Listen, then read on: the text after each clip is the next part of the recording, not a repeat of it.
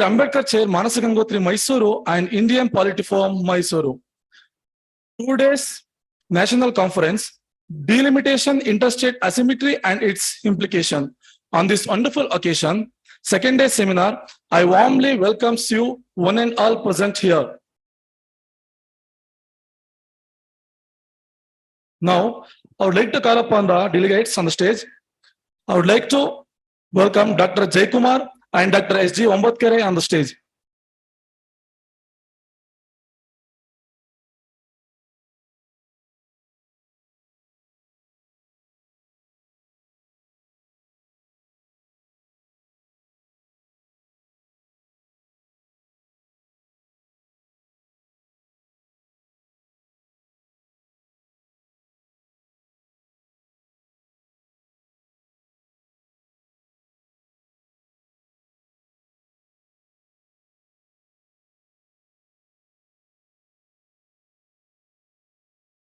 Thank you, sir. Now I would like to introduce Dr. Jaykumar, Honorable Member of Parliament, Tiruvallur, Tamil Nadu. Dr. Jaykumar sir is Indian National Congress. He served as a Indian National Congress party member, and Dr. Jaykumar is Indian politician. He was elected as a member of Parliament in Lok Sabha from Tiruvallur constituency in 2019. He served as a member of Legislative Assembly of Tamil Nadu. He was elected as an Indian National Congress candidate from Namakkal constituency in 2001 and 2006 elections. Dr. Jaykumar sir was born in Pinayur on 1st March 1950. He earned multiple degrees like BE, MTech, PG Diploma, and PhD, MIE.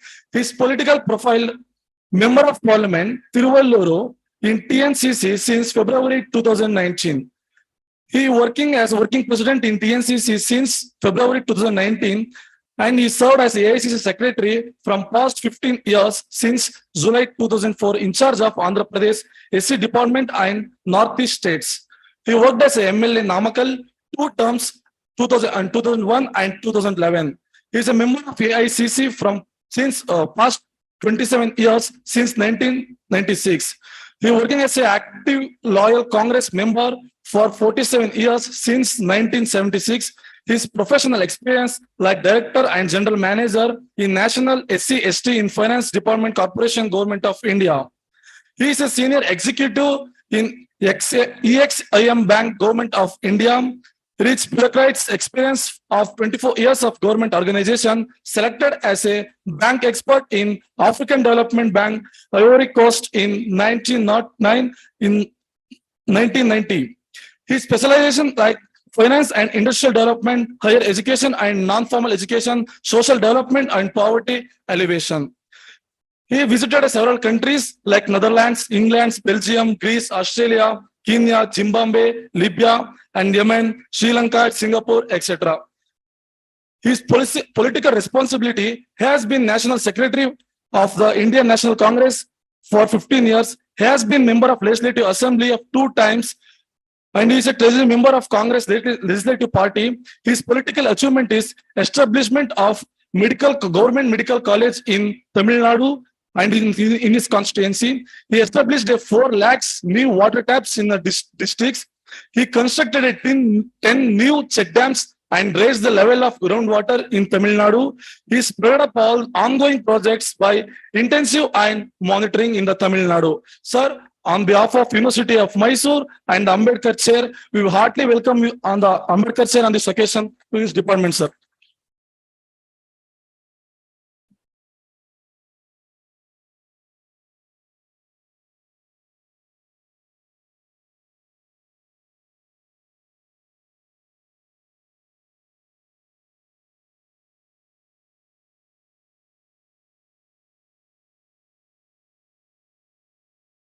Thank you, sir. Now, on the chair, Dr. S.G. Ombatkere, retired Major General, Indian Army Corps of Engineer. Major General Ombatkere is one of the petitioner among the ongoing sedition cases in the Supreme Court and admits his position as a layperson in constitutional law of legal matters. Now, on behalf of University of Mysuru, I welcomes Dr. S.G. Ombatakere sir to this program. I welcome you, sir.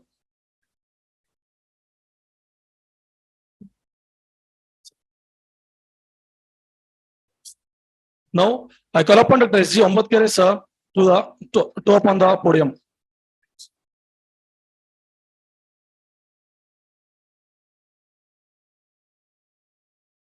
Good morning to everybody, and I welcome Dr. Jaikumar. I met him this morning, and we have got 2 or 3 things in common. One is his father is from the same regiment as me, that's the Madras Engineer Group, and so that's one thing in common. The second thing in common is that we are both alumni of IIT Madras. And the third thing in common is we are both hockey players. So I welcome Dr. Jaikumar to speak today on the subject. We are already 15 minutes late, but I hope we will gain time and not be late like yesterday. So I will request Dr. Jaikumar to speak for 40 minutes, and then I will speak for 5 or 10 minutes afterwards. Over to Dr. Jaikumar.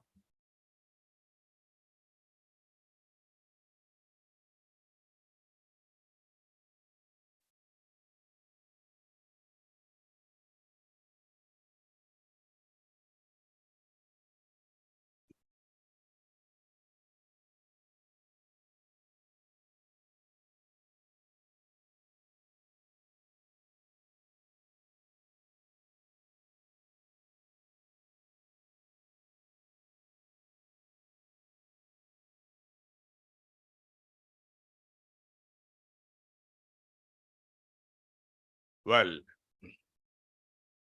good morning, everybody. Most respected chairperson of this session on delimitation process, interstate asymmetry and its implications. Dr. Sudhir Vembatkar, retired Major General of Indian Army, belonging to Engineering Corps. And Professor Dr. J. Somashekar, Professor Dr. B.R. Ambedkar Center. Professor Ravi Verma, Professor Natraj, Professor Venkatramanan, Professor Ms. Indra, Professor Madhav.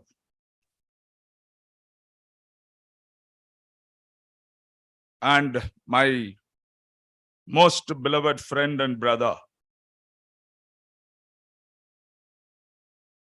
Mr. Manjunath, and a lady from Assam, social activist, Ms. Amrin, and my beloved brothers. It is a very rare occasion that I come and speak on such topics. If an opportunity is given to me, I don't miss it. Not because I am a learned person, as mentioned in IIT and other things, my biodata backs me up on that. But it is purely on as a student. 3 days or 4 days or 1 week ago, our Professor Somashekar contacted me over phone and he invited me to come and speak in this center. I grabbed it, I would say. I won't say that I was this and all, yet I have come time. No, I'm not that type. I grabbed it because the topic is new to me. What I say is also new because a politician saying that this topic is new is new. We are supposed to be good at this topic. I've been in politics for the last 42, 43 years, full-time politics. So a person of that type and being a secretary in All India Congress Committee, etc., declaring that he is a novice or is not much familiar with this topic, demarcation, delimitation, is a bit strange. So I grabbed this opportunity to come and speak over here. This is the second time I am speaking in Ambedkar Research Center on an Ambedkar chair. A couple of years ago, I spoke on establishing egalitarian society, the ways and means or opportunities, and that topic I spoke. When I prepared that particular topic, I was not that much familiar with the facts behind Dr. Ambedkar. Because any egalitarianism, any egalitarian society, one cannot attempt to talk without knowing Dr. Ambedkar or knowing his work. So I specialized. I did a lot of work. Several facts I came to know about it. The same thing is my experience today on delimitation. I came to know several things which I do not know earlier. This is the reason I have accepted this invitation. And secondly, my friend Manjunath, my alumni at IIT Chennai, he was behind me that I should often come to Bengaluru, and for various reasons, one among that is politics, that you should come and speak and mingle with people of Bengaluru and in Karnataka, because Karnataka is going to be much more important than ever in Indian politics. This is another reason. Jaykumarji, be careful, be smart, don't leave out Karnataka. This is another reason he was always after me that I should come and speak here. Sir, thanks Mr. Somasekhar once again for bringing me here. A very educated person, well-learned person. A true Ambedkarite I see in him. And thanks to him for this. I do not know why our chairperson is reluctant to be mentioned about him in this forum. He stopped the person who tried to introduce him. I don't know why he did that. But I don't know. That's the problem. A very special type of a person. Sir, I don't muscafy people in politics. That is the reason I am still an MP. Otherwise, I should have retired as a cabinet minister, becoming a member of parliament and a minister in 2004, and a full-rank cabinet minister in 2009. I should have retired, honestly speaking. I shouldn't be here obstructing the youngsters coming behind me. What do you say, Manjunath? So, I would like to be introduced, but perhaps he doesn't know, he's not in politics. That is why he didn't like that. A very strange kind of a person. He's not a fighter by profession, being in the army. He's a fighter by practice. He's practicing fighting. Sir, you all said three things, a similarity between you and me. I said one thing. Fighting is a similarity between you and me. I don't leave things. Even now, 2 cases are pending. I filed the case on the police department in Tamil Nadu under Human Rights Commission. So, a great fighter fought in the field with arms, now fighting with words in the public. That is essential, sir. People like you are not there taking interest. Who would touch this IPC 124A, tell me. How many people will come forward? IPC 124A, you brought a full stop on that. It is a colonial time rule framed to curtail independent movement. And even after 70 years of independence, you are keeping this in practice. This is wrong. Excuse me.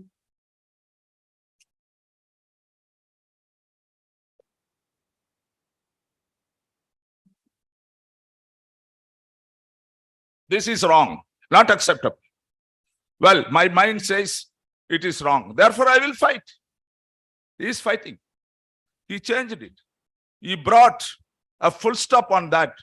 And he said any cases registered under this IPC 124A should be stopped till the Supreme Court takes a final view. Somebody disobeyed that Supreme Court. Many of you may not be aware. Somebody may be aware. What stay he brought on has been disobeyed. Where it is disobeyed? Manipur. In Manipur, cases are filed under that. Because there is no better instrument available for punishing the innocent people. There is no better instrument available for punishing those who fight for rights. Their rights, if not for others' rights. And in Manipur, it had happened. Immediately he wrote an article, and that article is dashed to hopes and expectations in Manipur, among Manipur people. Wonderful article, sir. I read it. It's a message. Such a fighter is chairing my session, and I am really doubly honored in standing over here in the Mysore University to speak in your presence. I stand to be corrected. I tend to go emotional most of the time. I stand to be corrected. Being a chair, you have the liberty to do that, sir. Sir, this Mysore University is a great university. It's another honor to me. This is one of the first 6 universities in India. But unfortunately, I come from a university much older than this. This is the oldest university of about how many years? Madras University, 107 years. And I got my degree mechanical engineering from an university, that is Madras University, which is 176-year-old. But I studied in an institute which is far, far an old institute in the country. And in Southeast Asia, the oldest engineering college, College of Engineering, Guindy. We are very proud of any College of Engineering, Guindy person will be proud of it.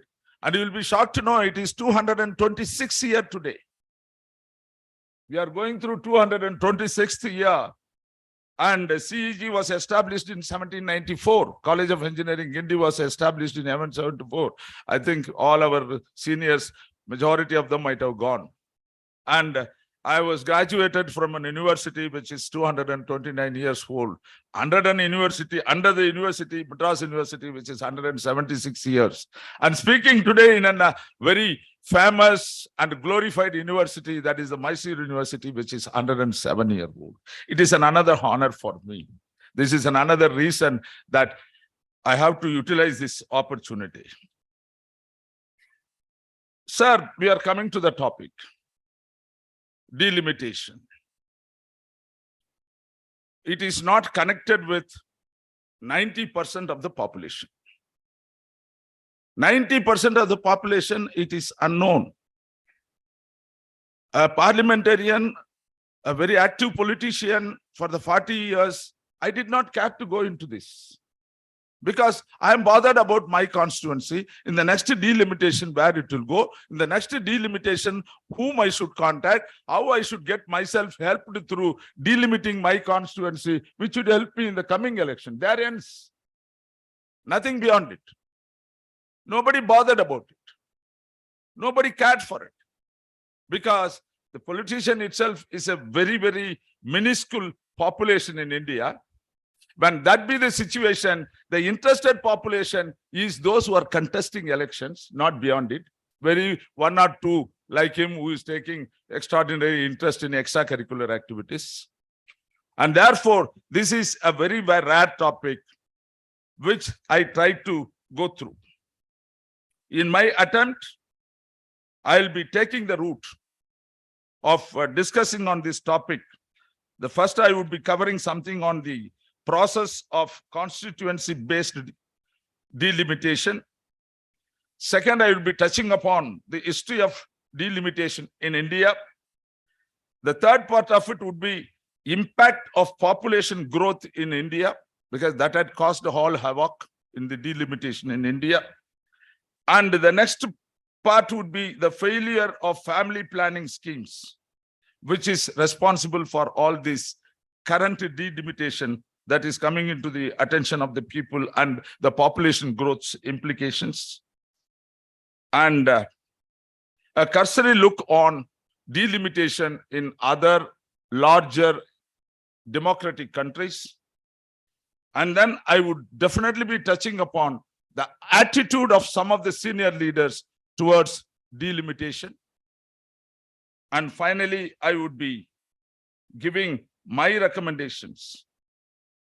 And if the chairman permits, a few words on corruption in ballot election. And again, if the chairman permits, with his blessings, I wish he will do that. A few words on Manipur, a man-made mayhem. I think you would permit me. I would not hurt anybody. I would only tell the real reason, which I am 100% sure, confident that what I would be saying would be different from what you are thinking about Manipur. This is the roadmap which I would be following. And I will get into the topic now. I've made a small paper on it, but it needs to be changed after my discussion with Somashekar ji and the discussion with the professor who had come here, is present over here. Yesterday's my discussion needs some alterations and changes. Therefore, I'm not distributing it. I would be giving it in another day or two. So any delimitation is the English word. Anything which is already existing, you want to change it. That is the delimit. You want to change it. So in the political parlance in India, it is connected with the constituencies, parliament constituencies and assembly constituencies. This is with the election commission. If you want to go down, even delimitation of local body elections are also required. And this is what I feel about what the delimitation is. The process of constituency delimitation is a very important portion of this. And I feel more than required, or more than they can use, are the powers given to the delimitation commission. And the President of India, who has all the authority with her or with him, has the powers to do under the Constitution. He is the custodian of the Constitution. But here in this case, even the President of India can sign on the delimitation proposal given to her or him in only one place where her signature is to be affixed. The President of India has no right, no powers to change a full stop or a comma of the delimitation commission. And this delimitation commission report is not made available to anybody. It will not be made public. It is a confidential document and it will be kept with the government. This is the boundary condition under which the delimitation process is being done in the country. Anything, everything, and persons like our chairperson, final resort is the Supreme Court. And if they have resources, they will go and give a complaint in the Supreme Court. This is what done. No courts in this country on this geographical area of India can admit, will admit any case on delimitation. So the powers vested with the delimitation commission is very clear. What they do is final, and therefore we have to trust on this commission. And this delimitation commission is normally a Supreme Court judge is appointed as, thank you.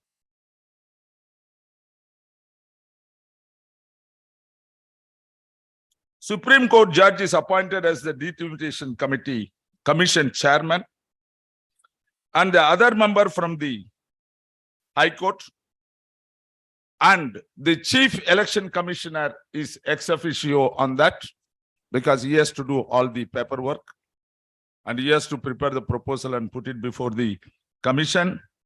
And the commission associates in its deliberations 9 politicians of different political shades in each state, of which 4 belong to Lok Sabha and 5 from state assemblies, none from Rajya Sabha. So this is the background under which the Delimitation Commission is functioning. Now we will see what is the history of this Delimitation Commission, of these arrangements. So far, there were 5 delimitation commissions. 5 times attempt was made to delimit the constituencies. The first one was immediately after independence in 1952. That was based on 1951 population. I must insert you an information over here. Any delimitation is possible if and only if there was a census preceding the delimitation, and the delimitation is to be done based on the latest population statistics or the census taken in this country. This is the background with which it has to proceed. Therefore, in 1952, based on 1951 population, a delimitation was made, and that time the number of MPs or the Lok Sabha constituencies were fixed at 494, and there was no say on the assembly elections, assembly seats. And in 1963, that is a second delimitation. It is the first delimitation exercise after the reorganization of the states in 1956. You all know there was a reorganization of states on linguistic lines. And after that, based on 1961 census, a delimitation was taken and the MP seats or parliament seats were increased to 522. And for the first time in the country, assembly seats were pegged at 3,771 for all the assemblies put together. I don't want to go to further details, it may take a long time. And the third delimitation was in 1973. This had increased the number of parliament seats from 522 to 543. And this 543 kept, and the assembly constituencies were increased from 3,771 to 3,997. And in the next delimitation, no, that is in 2002, based on 2001 census, the parliament seats were kept at 543. They have maintained it.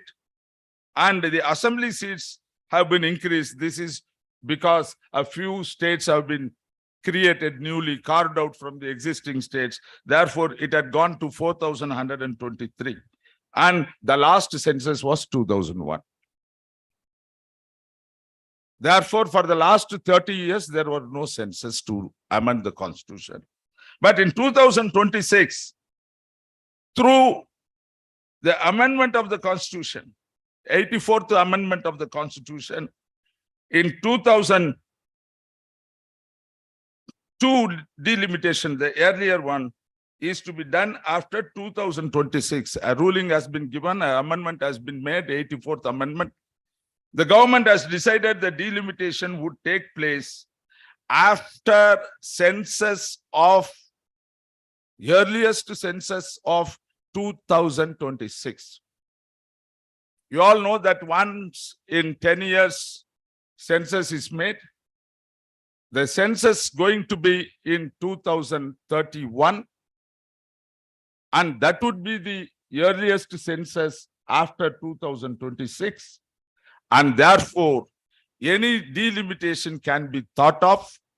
And we are also thinking of having this discussion for the election to be held after 2031. This is the track the Delimitation Commission had taken. This is where we are brought to. This is where we are standing today. Our discussion from here on will be based on how this history had happened. Why there are no delimitation taken place during emergency, even after emergency, when Vajpayee ji was there as the Prime Minister, when Indira ji was there as the Prime Minister, and Manmohan Singh was there as the Prime Minister. Why nothing could be done on this? Why it had allowed to be go up to 2031? That we will see now. Well, now I'll straight away go to impact of this population growth. I must say something on the population, then only it would be meaningful to discuss on further.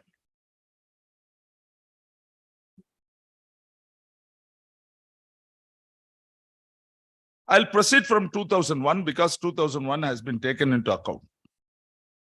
And the next population available to be is 2031, which is projected. So we are discussing between two parallel data. One on actuals of 2001. And that time the population of India stood at roughly 1 or 2 crores. 2011, any delimitation did not come. That is why I'm leaving it. Right? Therefore, 2001 to 2031 is the phase we are taking. And here, the population growth has registered. The main center point I'm coming to straight away, slipping several things, sorry. Otherwise, it may take longer time than 45 minutes. The main point is that why this delimitation discussion today? Why you have brought it for a discussion? Why you made me to come to speak about it? What is the distortions it is going to make on the future delimitation? Already the distribution of the streets in general is shifting this decision-making process towards north. If you take the north-south, and I have discussed with some of the people, I'm a little bit premature in expressing these things. What is your opinion on this? Some of the learned persons. And they said, we have nothing to do in that. What is there in Machu? Except that it is north and south. It is, the power center is shifting towards north. And the present dispensation would like to see that continues or that is getting further intensified. Therefore, these states are under a particular party's control. And the other states, what is in south is not. Therefore, they are interested in taking this delimitation towards the north. And the population is strongly supporting it. And the constitution is also strongly supporting it. In most of the places in the constitution, so far we have adopted is the population basic. And you cannot suddenly come today and change towards some other criteria. If it is to be based on the population basic, the figures that had been given or projected is really getting skewed up. Say, for example, in 2001 and 2020 to 31, I just made a comparison. There is, in Uttar Pradesh, it is going to be over these 3 decades, 57% increase in population between 2001 to 2031. And in Bihar, it is 70.17%. And in Madhya Pradesh, it is 55.7%. And in Rajasthan, it is 54.4% over a period of 3 decades.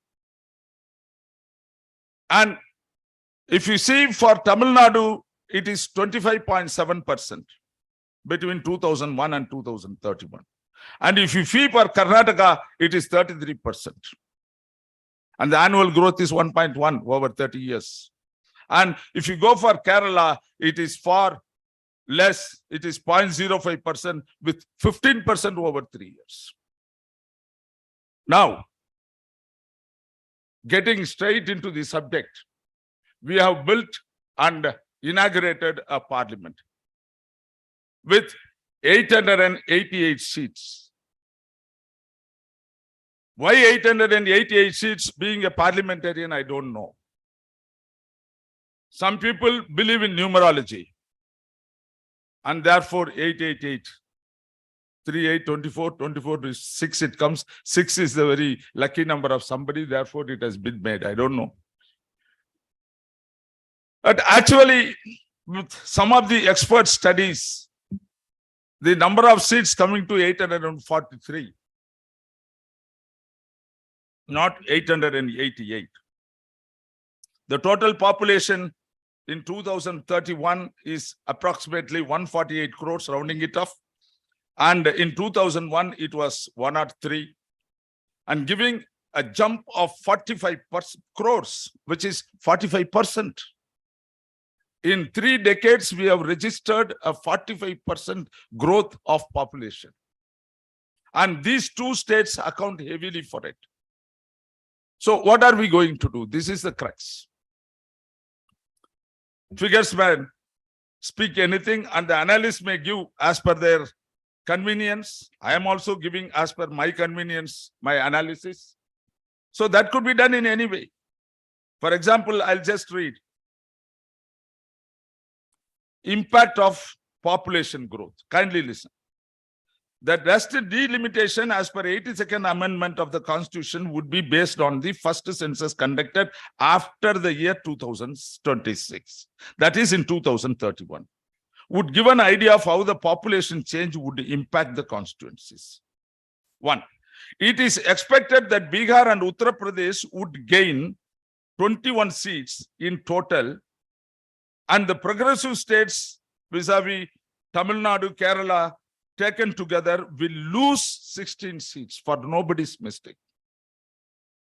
Or those states were in a position and they did well in fertility ratio, that had taken them, and in Tamil Nadu and in Kerala, to an extent in Karnataka, the family planning program was done effectively and the population growth was curtailed, and therefore they are losing 16 seats. 8 each. Kerala is losing 8 seats and Tamil Nadu will lose 8 seats.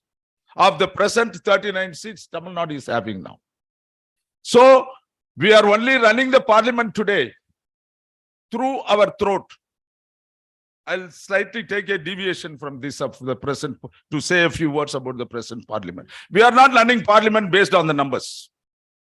And I am competent to talk about, because day in and day out I am there. We run the parliament today through our throat. And Jayakumar is more prominent, more important in the parliament, in the opposition side, because I am the captain of the shouting delegation, shouting team. Shout at the peak of my voice, I am telling you. My back muscles pain after 1 hour of shouting. Because from 11 to 11, we opened the parliament.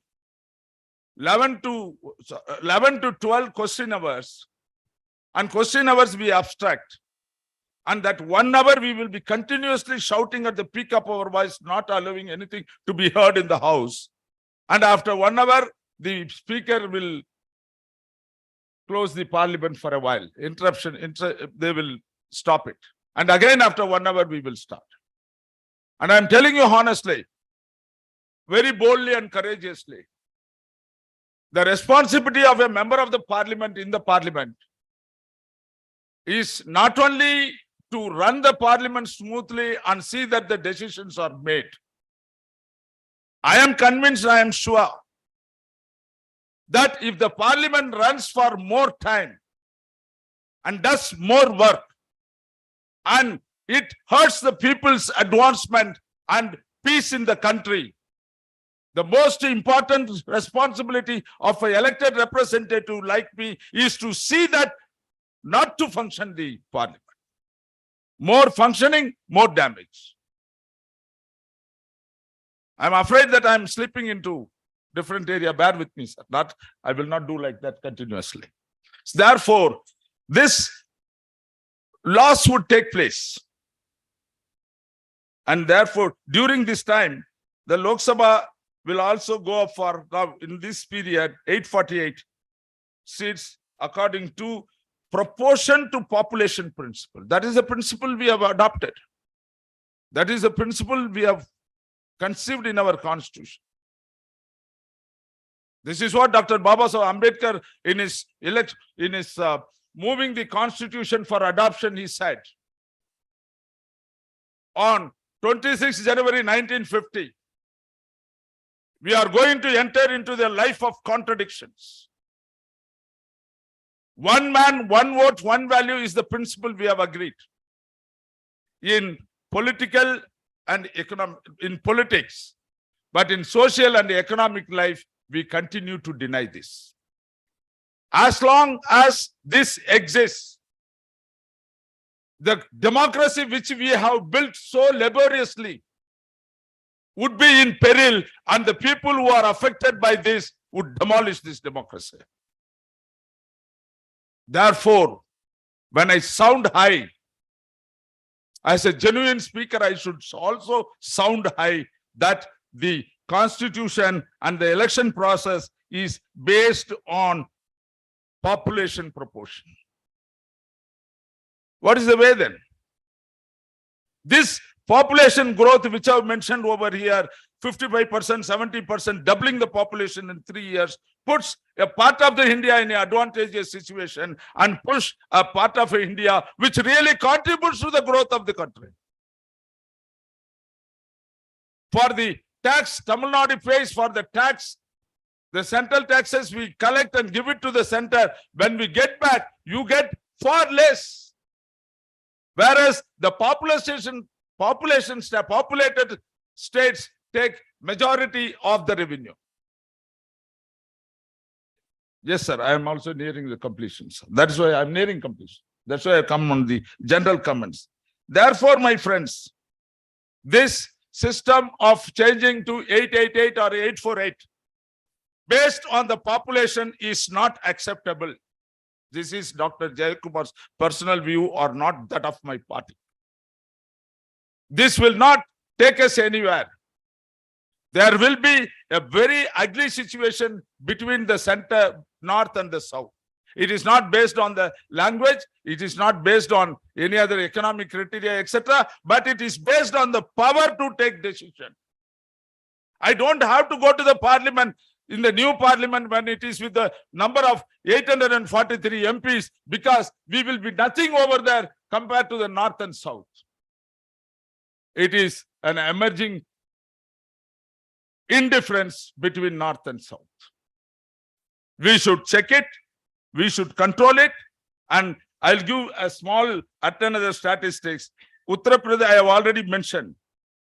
Uttar Pradesh, Bihar, Madhya Pradesh, and Rajasthan takes the lion's share. And Kerala, Tamil Nadu, and Karnataka gets worse. Our seats should be decreased.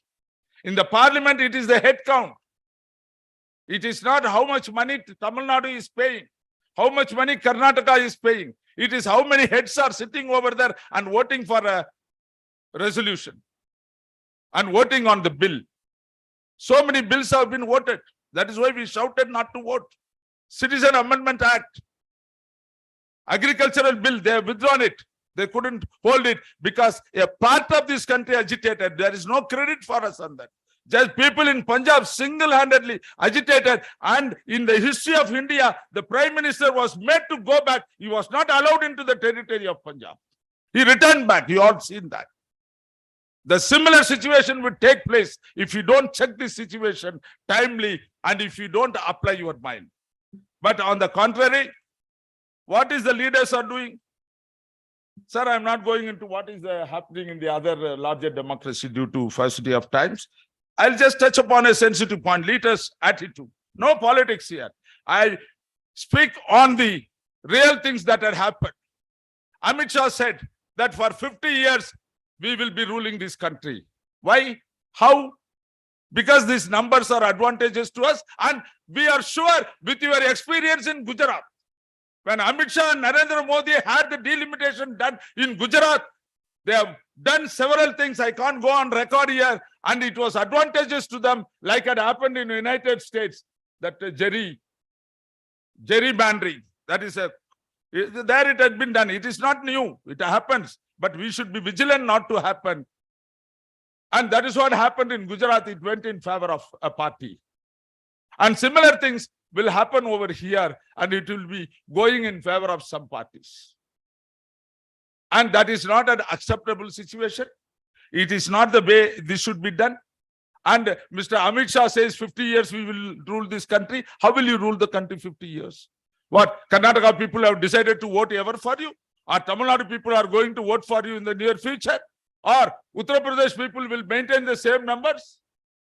No. You are not an astrologer to say this.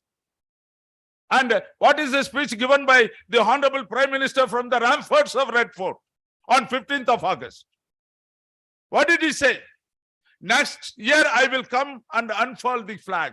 It had not been furled by him properly. It didn't open up this year itself. I will be here next year and I will give my report card. How you will give me the report card? In the first instance, what made you to build for? Sir, I agree. Delimitation is necessary. Second, changes is to be made. Therefore, some of the learned people, various articles I read through in all these few days earlier, one Milan Vaishnav Jasmine Instant from Carnegie Endowment for International Peace. And that is taken as biblical. I disagree with that report. Totally disagree with that. And they say a solution they are giving that the delimitation should be done by increasing the numbers of seats in the parliament, say 843. But at the same time, states like Tamil Nadu, Kerala and all who are having that number of seats, 39, 20, etc., that should not be disturbed. I don't know what impact it will give the same impact as you reduce 8 seats. It will again increase the other party with the innumerable number of seats. I don't agree. That is not a sensible proposal in my opinion. I suggest in this forum with the learned members, experts on this thing, they may evaluate my reasons. Sometimes from the weak mind also you get wonderful ideas. From this weak mind I am telling you today. We will set aside the delimitation process. No longer, because the family planning has not been done by some of the states. It's a failure. They should be punished. Rather than punishing, you are rewarding them. What is this? At least there should not be a reward. Don't punish them. Don't give any reward for producing more children. Therefore, I suggest several criteria. We can revise this delimitation process thoroughly, identify the criteria, 1, 2, 3, 4, take as many criteria as possible. Give weightage for each criteria. Those who produce states more children, give them less mark. Those who produce more assets to the country, more revenue to the country, more production to the country, even if they are less in numbers, give them higher weightage. Go for a weighted average method. Take as many criteria as possible into that. That can be decided in an intellectual forum, in the demographist forum. And based on this, the entire process of delimitation should be drawn again, not merely based on the population process. It has miserably failed. And I draw some amount of support to my argument from the other states, from USA, Australia, and Canada. And USA is not following a dot of population process. They simply go by the number of states. In the United States of America, there are 50 states, 2 representatives for each state. Their total strength is 100. Whether the population there is 10% of American population or 50% of American population, it is not based on population, not proportion to population. It is legitimizing or recognizing a right of a person, and whether he is a small or a big, he is a human being, he should be given even equal weightage. So America is on that basis. Then come to Australia. Australia is also the same as that of USA, and they also go on the basis of numbers, fixed numbers for their states, and particularly in a place like Australia, for Western Australia and Southern Australia and Queensland, etc., very tiny number of population, but to safeguard them, they are also given equal number of seats in the parliament, and Canada also follows that kind of a system. This is supporting my argument that the delimitation process is to be changed, not as we do today, because the present system of delimitation, which the present government will carry on it, will not be good for the country. It will put the country north versus south, and there will be a turmoil in this country. Sir, I had sought permission to say a few words on corruption in election. Sir, I am a affected party, but I am telling not because of my interest. All this, sorry for using the word bullshit, this delimitation, you are doing it. What for? What for? How does this delimitation is going to change my outcome? I am a candidate. All that I need, any seat in any part of this country, is money. You pay money. Vote is for sale. Vote is for sale. I didn't give. My first word came from my mouth when I went on the vehicle to seek for my vote. I said, I will not pay a money for vote. Just this 500 rupees did not come in between you and me. The relationship of yours is going to be for 5 years if you elect me. If I give this 500 rupees, the very same day you cast your vote in favor of me is come to an end. After that, who are you? Who am I? I have paid and got your vote. Next election I will come. That time I will decide whether it is 500 or 1,000 or 2,000. That is the election we are conducting today. My opponent, I had a cross check with him. My opponent had spent 40 crores, 250. My constituency is the largest constituency, is Tamil Nadu, with 22 lakh votes, 2,200 booths.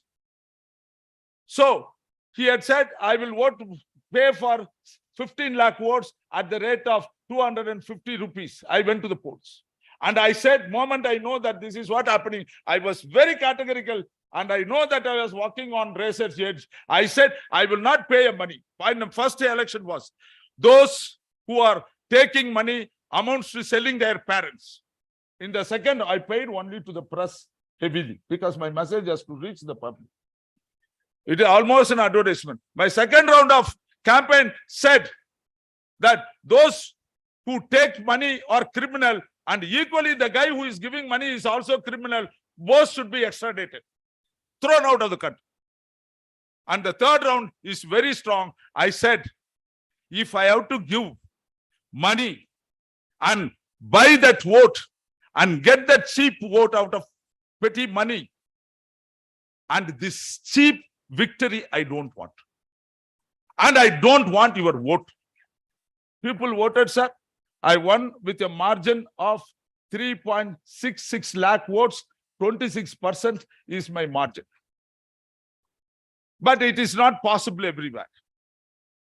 Because my background is such, this fellow says something and he will do, and I did it.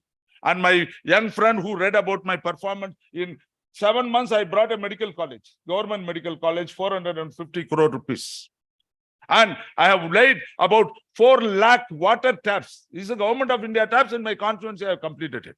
And that was my election promise. All my election promises I am performing. So I will ask vote on the performance only. How many people will do this? And therefore, the election is run on money, and people are taking money and voting. As long as this system continues, whether you delimit it or don't delimit it, it is immaterial. This is my view on this. Sir, coming to say a sensitive subject, I will make it very, very insensitive, the Manipur. Because I took special permission in this forum, except 1 or 2 by mistake, maybe more knowledgeable than me. And I was in charge of northeastern states for 7 years. That is how I came to know this lady also. That 7 years, I am thorough. In AICC, Sonia Gandhi gets doubt on Northeast, call Jayakumar. Jayakumar, madam wants to discuss about this. Rahul Gandhi wanted, I am called. I am an Northeastern exports. What you people are thinking that had happened in Manipur is not that right. What had happened in Manipur is, Manipur itself is called, name of Manipur means in translation, the meaning of Manipur is land of gold. The Geological Survey of India conducted a survey and given a report. The Geological Survey of India is a department under Earth Sciences Department in the ministry.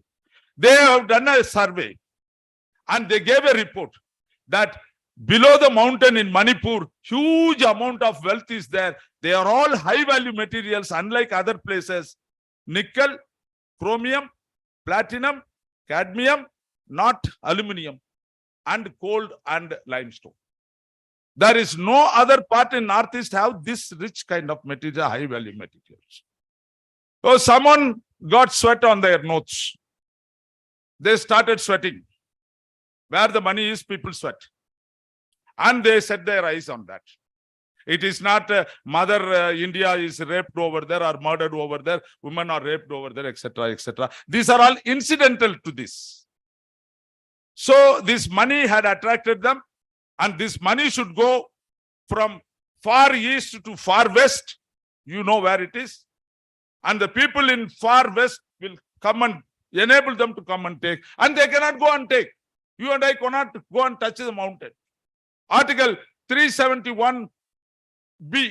371C is for Manipur. All these Northeastern states are under 371 A, B, C, D, E, F, G, H. Being a Northeast guy, I like Northeast food more than Kannada food. And therefore, there this Article 370C came into existence and said you cannot get into the tribal areas. That assets cannot be touched. It is their territories. And there, unfortunately, 80% of the population live in the valley. They are called Meiteis. And 20% only outside the valleys. And these 20% are the cookies. They are living in the mountains. They are the tribals. Now, yes, sir. Now, this 371C comes into way, like how Mr. Loya and other judges are taken care of. Like that, a case was filed in the court. And they were made to give a judgment. Any lawyer is there, file a defamation case against me, file this thing, and all the Meiteis are declared as tribals. Now, Manipur is the only state where 100% tribals. Because through a court order, all the Meiteis who are not, they are Krishna Bhaktas, they all become tribes, they are tribals, and the 20% tribals started shouting, Arey bhaiya, we are living a poor man life on the natural things, we are living over here, why are you coming here? And they don't know what for they are coming here, and they are not aware of the Geological Survey of India. Now everybody can go over there. Now Meiteis will go over and take the mountains. In Manipur, below the mountains, money is there, and the money should reach from far northeast to far northwest. This is the hatched plan, man-made plan. The Northeast mayhem is mayhem for money, not for, as you think, because that is an insignificant state. There is not many MPs over there. Only 35 lakhs population or so, and that is not the politically significant stake. So you're all thinking that they are going over there with Hare Rama, Hare Krishna. It is not so. It is for the money. This is being done just to swindle the poor man's money. This is happening. This is the message to you. Thank you.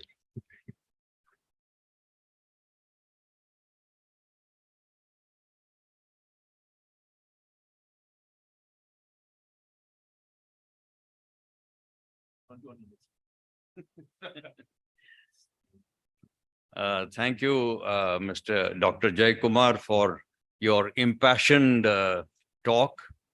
And we have got some takeaway points, and that you anticipate because of the present delimitation process that there will be an intensification of the north-south divide. There are other views on this issue also, which were expressed yesterday. And we will try to build all this in, and we will take a copy of your talk to include it in the compilation of the proceedings of this conference.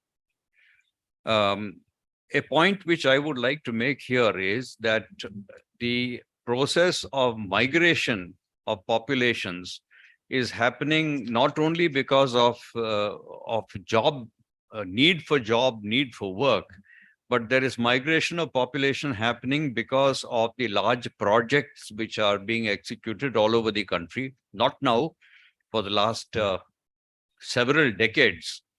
And there are people who are displaced. There's involuntary displacement due to large projects, like in the Narmada Valley and many other places in the Northeast. There are a number of dams which are coming up, which are causing large-scale displacement of people.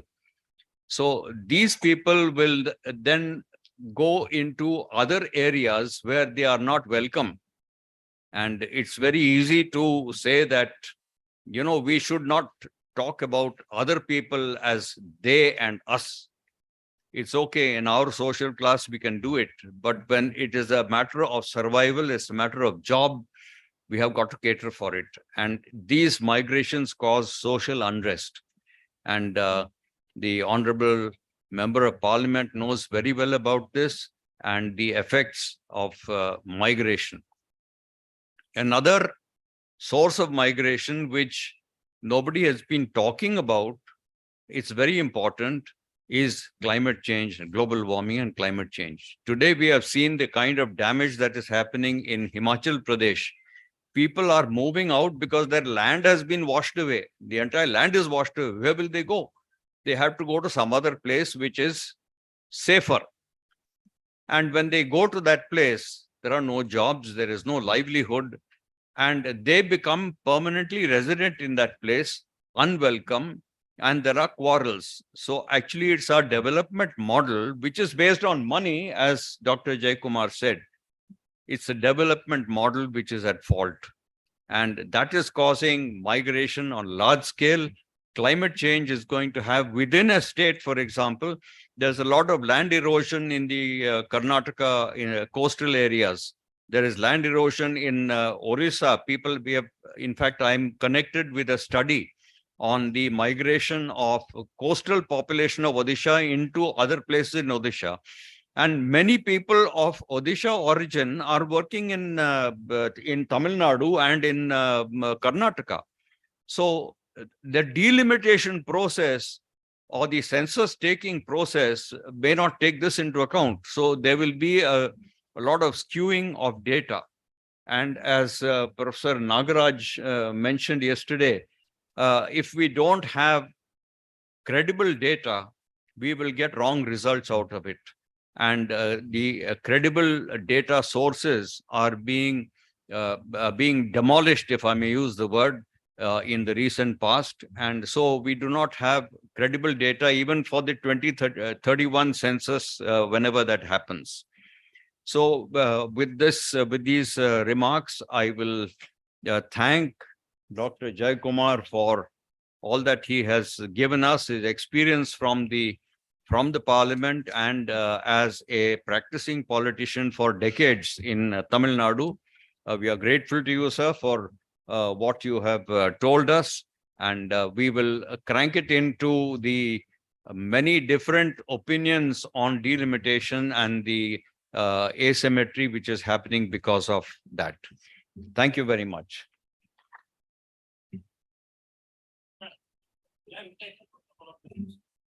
Question? Yeah, okay. If you're okay. Yes. So I will request the persons who are asking questions not to make comments, but simply ask questions briefly. And I will request Dr. Jaikumar to respond also briefly.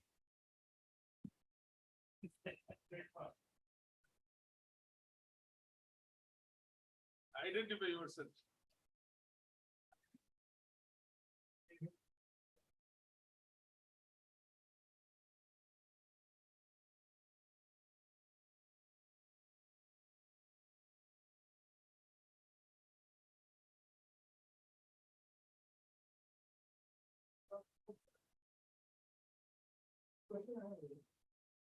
Is there any kind of move by the parliamentarians of South India to create certain structural or institutional checks and balances on the possibility of the effects of this delimitation, which will happen in the next 10 years. So you minimize the effects, but I think it will be extremely dangerous because which you are aware of. You are aware that completely one day the Hindi speaking African belt will dominate and fluctuate South India. You know, and it will get drive on the Indian economy, but it will be a fact. So is there any thinking in the South Indian how to counter this? Thank you. I'll go for the next question, all questions. Yeah. We'll have just one more question, please, because we are running out of time. Just one more question.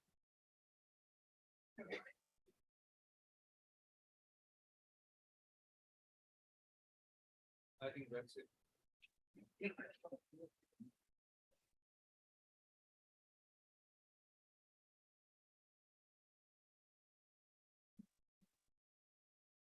Sir, I'll come to your question later, because it's better to take a easy question first and a difficult question next.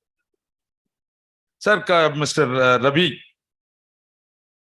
yes, there is a move in the South, but it has not been institutionalized yet, or the lead political parties have not taken steps to call for some kind of a meeting to discuss this one, because slightly it seems too early to do that. Point number one. Point number two, some of our MPs spoken about this subject in detail in the parliament, and what views I expressed is also their views, that this cannot be left like that and this cannot be taken like that. And there will be definitely a move from the South, from Tamil Nadu, to see that this kind of delimitation will not cause enormous damage to our present level of representation in the parliament. Sir, about your migration, etc. The one thing, as a practicing politician who always run behind the votes, because when new vote comes, we always go and get ourselves friendly with them. That has to be. And the heavy amount of migration due to unequal economic growth is also going up. You know, Karnataka, Tamil Nadu, Andhra to an extent, particularly due to this software explosion and enormous amount of job opportunities. This impact of this migration, we heavily realized during COVID. Because during COVID, every one of us has housed those people who came over here and who felt that they may not be safe, they may not reach their places.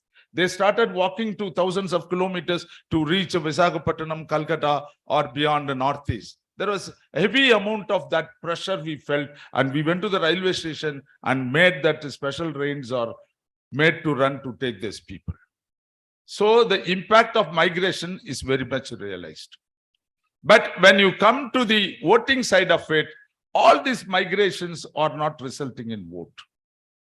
Because the present system, or it may come in, of impact due to the Aadhaar card. You can be a voter in one place only. More than that, you cannot be a voter in your native town as well as in the place you are migrated where you are working.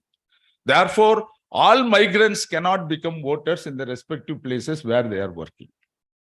Whereas it would be their option to choose whether to vote in the place they are working or in the place they hail from. So under this scenario, this migration vote, a more detailed study is required, that how it will swing. But the percentage of migration vote, I am telling you very seriously, it's not available with anybody. Percentage number of people migrated one place in another is not available in the country. You agree? It is not my statement.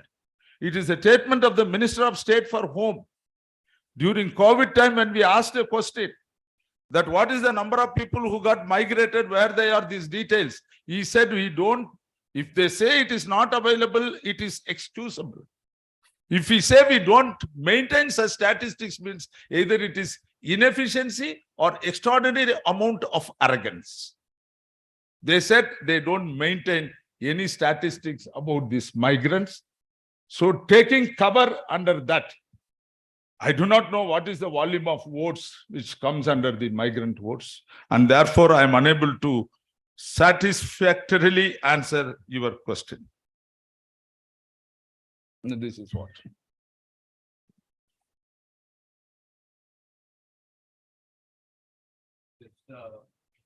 We'll end the session and move for tea, and then the next session to start at. Yeah. Well,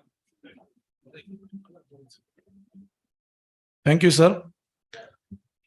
ಇದೀಗ 10 ನಿಮಿಷಗಳ ಚಹಾ ವಿರಾಮವಿರುತ್ತದೆ. ಅದಾದ ನಂತರ ಎಲ್ಲ ಸಭಿಕರು ಸಭಾಂಗಣದ ಒಳಗೆ ಆಸೀನರಾಗಬೇಕು. ಮುಂದಿನ ಗೋಷ್ಠಿ ಶುರುವಾಗಲಿದೆ.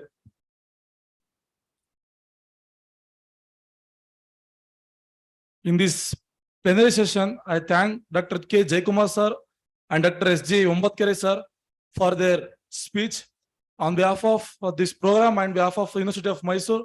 And thank you both of them on this session, sir. Thank you. 10 ನಿಮಿಷಗಳ ಕಾಲ ಚಹಾ ವಿರಾಮವಿರುತ್ತದೆ. ಚಹಾ ಸೇವಿಸಿದಂತ ಸಭಿಕರು ಸಭಾಂಗಣದ ಒಳಗಡೆ ಆಸೀನರಾಗಬೇಕು.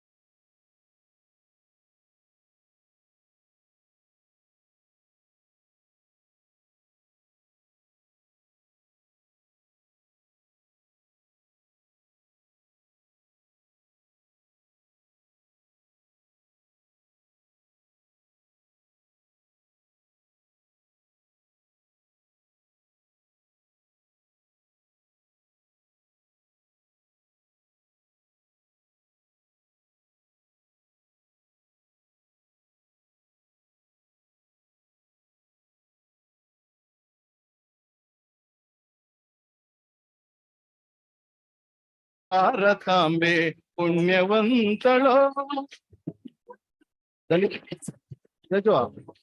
ಆಂಪ್ಲಿಕರ್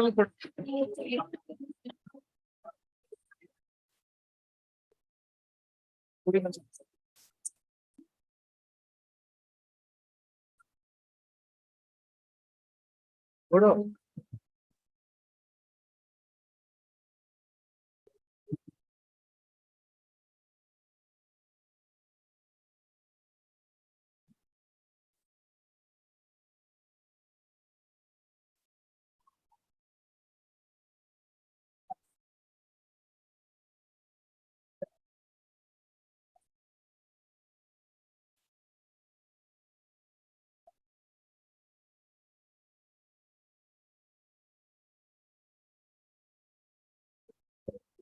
ಹುಟ್ಟಿ ಬಂದೆ ಕೋಟಿ ಜನರ ನೋವಿನೊಳಗೆ ನೀನು, ಕಷ್ಟ ಕೊಟ್ಟರು ಘಾಟಿ ಜನರು ಗೆದ್ದು ಬಂದೆ ನೀನು.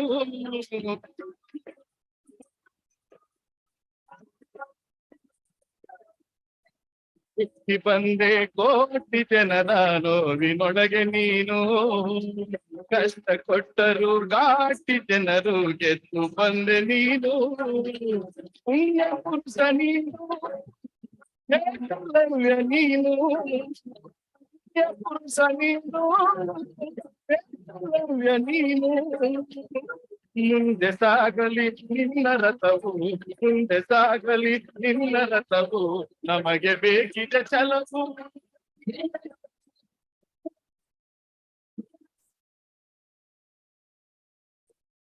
ದಲಿತ ಸೂರ್ಯ ನಿನಗಿದು ವಂದನೆ, ಓ ಭೀಮರಾಯ ನಿನಗಿದು ವಂದನೆ.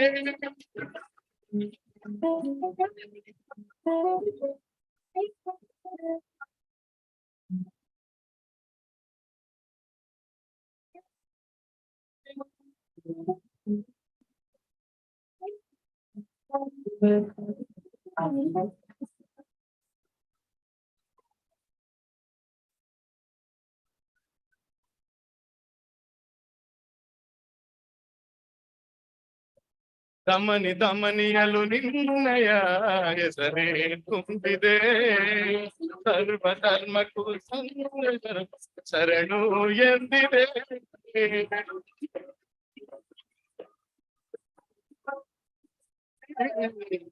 ದಮನಿ ದಮನಿಯಲು ನಿನ್ನಯ ಹೆಸರೇ ತುಂಬಿದೆ, ಸರ್ವ ಧರ್ಮಕ್ಕೆ ಸಂವಿಧಾನ ಶರಣು ಎಂದಿದೆ.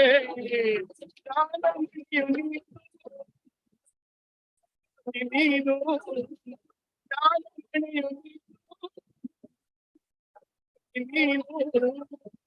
ಮುಂದೆ ಸಾಗಲಿ ನಿನ್ನ ರಥವು, ಮುಂದೆ ಸಾಗಲಿ ನಿನ್ನ ರಥವು, ನಮ್ಮದಾಗಿದೆ ಗೆಲುವು.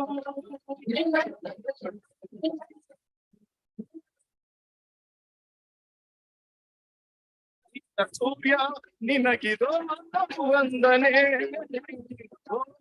ಭೀಮರಾಯ ನಿನಗಿದು ವಂದನೆ. ನಿನ್ನ ಹೆತ್ತ ಭಾರತಾಂಬೆ ಪುಣ್ಯವಂತಳೋ, ನಿನ್ನ ಹೆತ್ತ ಭಾರತಾಂಬೆ ಪುಣ್ಯವಂತಳೋ. ಓ ದಲಿತ ಸೂರ್ಯ ನಿನಗಿದು ವಂದನೆ, ಭೀಮರಾಯ ನಿನಗಿದು ವಂದನೆ.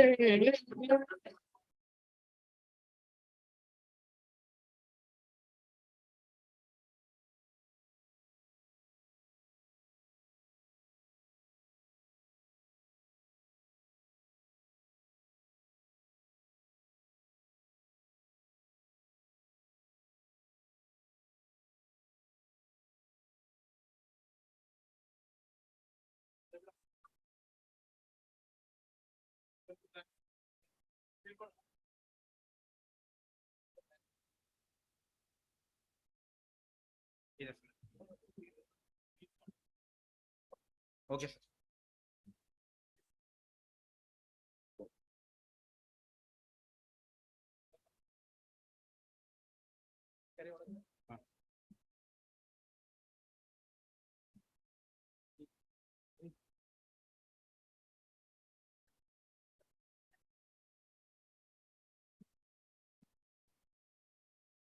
ಟೀ ಕುಡ್ದವ್ರು ಎಲ್ಲ ಸಭಾಂಗಣದ ಒಳಗಡೆ ಬರ್ಬೇಕಂತ ಕೇಳ್ತಾ ಇದೀವಿ.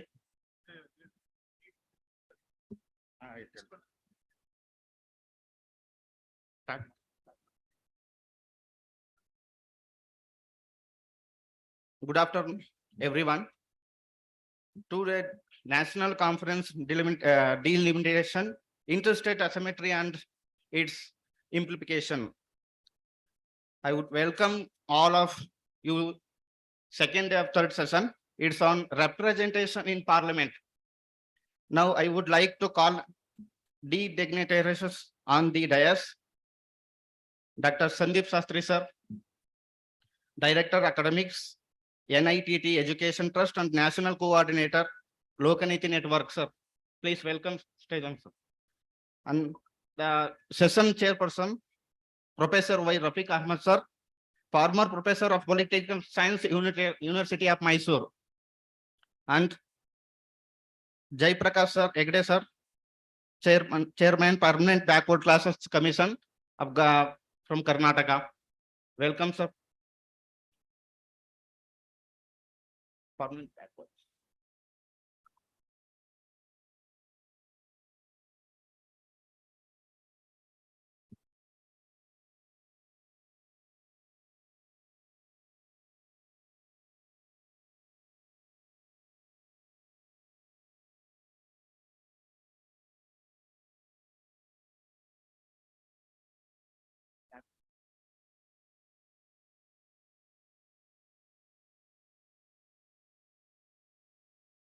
Moment.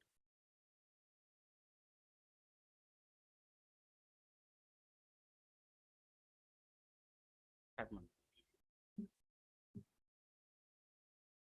Huh?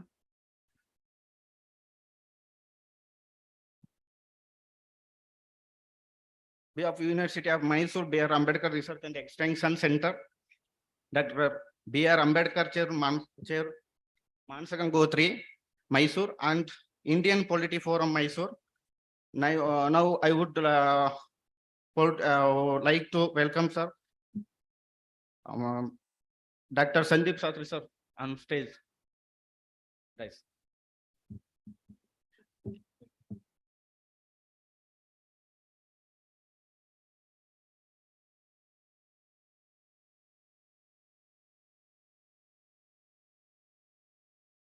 Friends,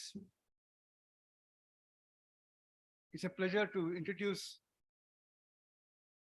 Dr. Shastri, who is a leading cephalogist today in India. His presentation on reservation on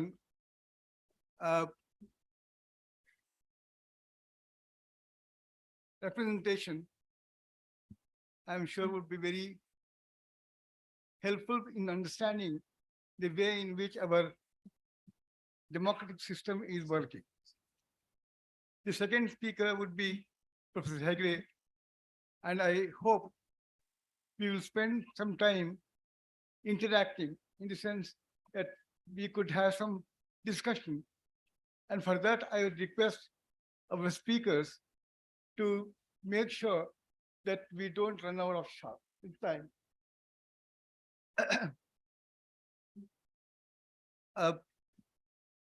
About discussion, I would rather you make it very short.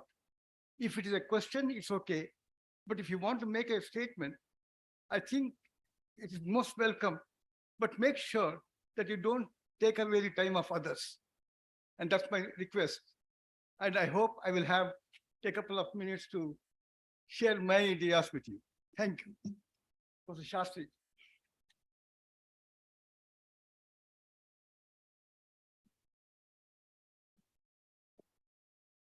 ಎಲ್ಲರಿಗೂ ನಮಸ್ಕಾರ.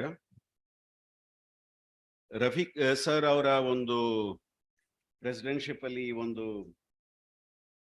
ಕಾರ್ಯಕ್ರಮ ಏನು ನಡೀತಾ ಇದೆ, ಅದು ನನಗೆ ಒಂದು ತುಂಬಾ ಸೌಭಾಗ್ಯದ ವಿಷಯ.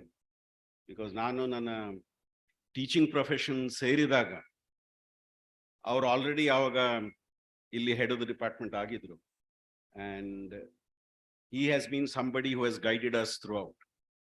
And Jai Prakash Hegde sir is one of the intellectuals among the politicians we have.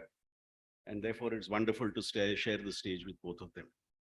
I apologize that I was not there yesterday, so which is a good thing for me because I can always say what I want to say and assume that it was not said yesterday. And the theme, could I have my PowerPoint going up, friends? Okay, thank you. The theme that I was asked to dilate on is what happens to representation in parliament, and I'm being more specific on the Lok Sabha, because in the previous session, we had a lot of confusion on when you talked of the 100 house Senate, it was more about the upper house than the lower house, because even in the US, House of Representatives is on the basis of population, as is the Australian lower house of the parliament. So while my topic is representation in parliament, my focus is going to be on the Lok Sabha and what can the implications of the next delimitation exercise be? I'm going to look at it from 4 perspectives. If you look at census data of 2021, how does it change the demographics of India? And remember, the 84th Amendment to the Constitution said that any delimitation exercise will take place after a census done after 2026. So even 2021 also will not be relevant, we'll have to go to the 2031 census, which will see possibly strengthening of these demographic changes, which 2021 has shown. What is the current proportion of seats in the Lok Sabha of different states? If you do, what have been issues in delimitation exercises in the past and implications for the next round? These are the broad areas I will touch on. And I would want to also, like Rafiq sir said, leave more time for discussion. So I'll be very brief in what I say. Could you go to the next slide, please, if somebody can? So if you could be there, because my slides are animated, so it will, yeah, please go ahead. Now, basically, I'm focusing on the impact of a delimitation exercise. What would the statewide share of Lok Sabha seats be? And what does aligning to 2021 census involve? And we still have to then look at 2031 when it comes out. Now, here is my first chart, which I'd like to show you. Here is what is the current share of seats of the different states and union territories in India in the lower house of parliament. Uttar Pradesh has around 14.7% of the seats, and then you see it going down. And here is the percentage of seats that different states and union territories in India have in the Lok Sabha. So can you take it forward? Now, here is something that I have tried to do. The blue bar is the percentage of seats in the Lok Sabha today of a particular state. And the orange bar, and please don't mistake the orange, I didn't put orange for any particular reason. It's just that my computer chose orange. So I don't know what's the ideological preference of my computer. So my computer chose, I'm sorry, let me go to the point. Orange bar shows the percentage of population as per 2021 census. And you will notice what I'm trying to say there. If you look at Uttar Pradesh, if you look at Maharashtra, if you look at Bihar, if you look at Rajasthan, if you look at Gujarat, and then lower down, if you look at Haryana, all these states will have an increase. Or let me put it differently. The percentage of seats that these states have in the Lok Sabha today, if you strictly go by 2021 population figures, these states I just now mentioned, UP, Maharashtra, Bihar, Rajasthan, Jharkhand, and Haryana, their seats would go up by how much, I'll tell you in a moment. And the states which will face a fall of seats are West Bengal, Tamil Nadu, I'm sorry, I missed out Madhya Pradesh in the first category of increase of seats. The seats where it will fall, West Bengal, Tamil Nadu, Karnataka, Andhra Pradesh, Odisha, Kerala, Telangana. These are the states where you will see it fall. So friends, it's not just a north-south divide. It is a northwest versus southeast, northeast divide. The seats which are states which are losing are in the south, in the east, and in the northeast. And the states which are gaining are north, west, and central India. If you can take me to our next slide. Here is what would happen. If you strictly go by what I've done is, if you strictly go by population percentage, and if you strictly believe Lok Sabha will continue to have 543 seats, how will these 543 seats get distributed across the country? You will notice here on top, there are certain seats, there are certain states which will lose seats, as much as 25 seats. And those states are listed there. The maximum loss will be in Tamil Nadu, second in Kerala, third in Odisha, fourth in Meghalaya, Manipur, Goa, Arunachal Pradesh, Karnataka. Karnataka loses only one seat if you go by the population, and states like Telangana, West Bengal, and Punjab. The states in the middle are the ones who will get the same percentage of seats in spite of 2021 delimitation. And look at the list down. Jharkhand, Haryana, Maharashtra, Madhya Pradesh, Rajasthan, Bihar, and Uttar Pradesh. The states, what you have lost 25 there, those 25 directly come to these states. So the loss of the south, east, and northeast of India would be the gain of the north, central, and western part of India. Next slide. So, what are its wider political implications? What is the learning from the 2002 exercise? The last time we did this was 2002. Is there a learning from there? I think there is. And the learning is simple. In 2002, we did a delimitation, but we made a rule. No variation in the seats allotted to states. So whatever were the number of seats earlier will be the same. So if Karnataka had 28, it will continue to have 28. If Kerala had 20, it will continue to have 20. If Maharashtra had 42, it will continue to have 42. So that was the decision in 2002. Delimitation will happen within a state. So we altered the boundaries of the 28 seats, and therefore Bangalore got all the large number of seats it got. Its seats went up from the previous, at the time of the previous delimitation. So is that an option we need to look at as we move forward? There is what the previous delimitation commission did of doing the delimitation, but with a rider that no change in the allotment made to every state. Taking it forward, we now have a new parliament building. I wish they use it more and not have walkouts and disruptions. But in that new parliament building, there is a provision for the Lok Sabha to seat 888 people. So I'm going by 888 because why will you leave out seats when you have seats which you can make people sit in? So I'm not going by 848 or 828. I'm looking at 888. If you have 888 seats in the Lok Sabha, what would happen then? Yeah. Now, what I've tried to do here, and this is an important exercise I want you to please look at. I have argued that if you increase the Lok Sabha seats to 888, fine. But keep the proportion of seats for every state as the same. That if Karnataka today has 5% of the seats in the Lok Sabha, it will continue as 5%. Karnataka is not greatly affected because our percentage difference is just, I mean, we have lost out in terms of percentage by 0.1. From 5.2, we have come down to 5.1 or something.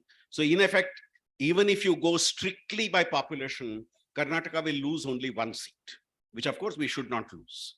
But there are states like Tamil Nadu and states like Kerala, which will lose a much, much larger number of seats. Now, what I've tried to do here is, given 2021 population census, If we say that the percentage of seats in the current Lok Sabha will be the same for every state, and you increase the seats to 888. What will happen, and I'm trying to show that there is not so great a discrepancy in how many voters will be there in each constituency in bigger states and smaller states. What would happen is Rajasthan, the figure is 0.23, which means the average voters in a Lok Sabha constituency in Bihar, in Rajasthan, would be 23 lakhs, come down to 22 lakhs in Bihar, a little less in Madhya Pradesh. And if you look at the biggest states, the smallest percentage of voters in every constituency will be in Kerala. If you look at the larger states, in Kerala, it comes to 0.15, that is 15 lakhs. I personally would believe an aberration between 15 lakhs and 21 lakhs is not, 23 lakhs is not that huge an aberration which we should be able to deal with. Yes. So I'm looking at the implications of this. Go ahead. If one were to leave out the small states, the gap between the highest and the lowest in terms of number of voters would be from 0.15 to 0.23. And the other point I'd like to make there is you will have then parity within a state, but you will have differences across states. And here is what I have showed. If you strictly go by 888 seats divided on the basis of population. Again here, the orange bar shows as per current Lok Sabha, the blue bar shows as per 2023 census. What would be the share of seats for every state in the number terms? You would have a very strong increase for Uttar Pradesh, Bihar, Maharashtra, Madhya Pradesh, Rajasthan, Jharkhand, and Chhattisgarh. You will have a decrease for Kerala, Tamil Nadu, Karnataka, Telangana, Andhra, West Bengal, Punjab, Arunachal Pradesh, Goa, and Manipur. So what is the larger point I'm trying to make as part of my analysis? Let me go to my concluding slide. My last slide looks at 6 issues, and I'm going to take half a minute to talk about all these 6 issues. Point number 1. Is a demographic dividend more important for us or a democratic dividend more important for us? That's the question I would like to raise. I think we need to balance the two. And my vote, and unlike Jaiprakash sir, I don't have a vote where these decisions matter. I have a vote in my constituency, nothing more than that. But if I were to vote here, I would believe that whenever we do the next delimitation exercise, whether you increase your Lok Sabha seats or not is another debate. Parity as it today exists between the states must be retained. We can do justice by redistributing the boundaries within states. Assembly constituencies will be very fair in terms of their population distribution. And as we see time passing, I would believe the state is emerging as the center of politics and not the center as the center of politics for common people. And therefore, when you have justice happening at the state level, I think it's perfectly fine. And we should continue with what we have in terms of the share that every state has in the Lok Sabha. There are wider political implications of that, which I'm sure we've been discussing since yesterday. That representation in parliament should not be only about demography. It's about politics, it's about economy, it's about society, it's about so many other factors, which we need to budget as part of that. I'm thinking of the big picture. I'm thinking of the big picture. If you look at contribution to economy, if you look at contribution to the knowledge society, which we say we are moving towards, if you look at things like what economists talk about, if you see every state of India, quite a few states of India would be closer to some of the middle-level economies of Europe. And quite a few states of India would compete with sub-Saharan Africa in terms of their economic status. Now, in a country with such diversity, should we not even in parliament speak of no longer unity in diversity, but should we not talk of unity through diversity? Should we not talk of a unity which is through the process of recognizing this diversity? I'm raising a fourth question, and Jaikumar sir is not here. Are our members of parliament themselves seeing a different role for themselves? There is empirical evidence to show that those who participate in debates in the house do not necessarily win the next election. And those who have been silent in the floor of the Lok Sabha, and sir should correct me if I'm wrong, we have done a study to show this. People who have never raised a question, a starred question or taken part in a debate have actually won elections. And those who frequently took part lost the election.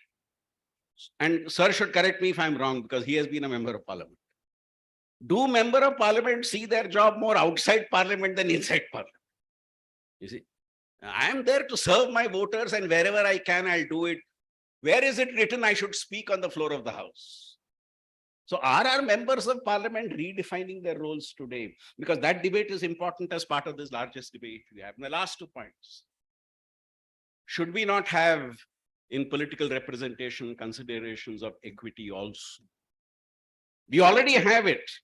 The union territories and smaller states of India would never have had even one Lok Sabha seat if you went strictly by population. We made sure they have at least one, and in some cases 2. So is that not necessary for us to keep in mind? And my last point, and I'll just take a minute on that because it's the most controversial point I want to make.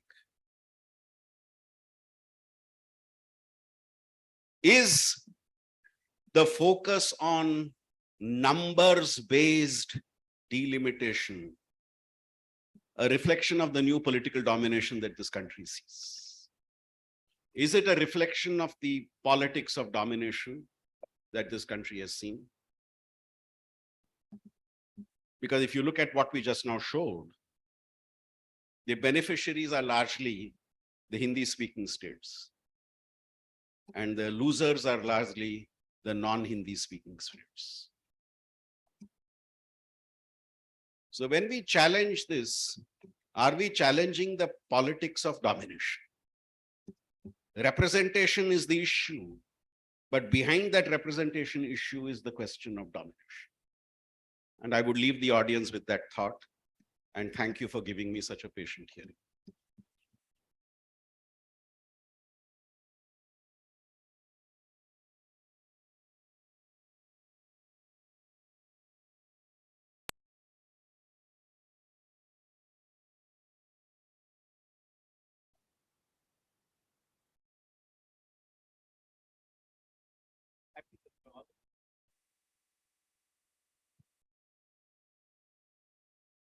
Of course, because I was in politics, I don't know, for the future. So you have given the data. As you said, what is important, demography or democracy? I think it's democracy. Ultimately, it's democracy which is important to the country. Maybe after 2031 census, what will happen, nobody knows. As you said, if they take population into consideration, now that they've frozen the total number of seats because of,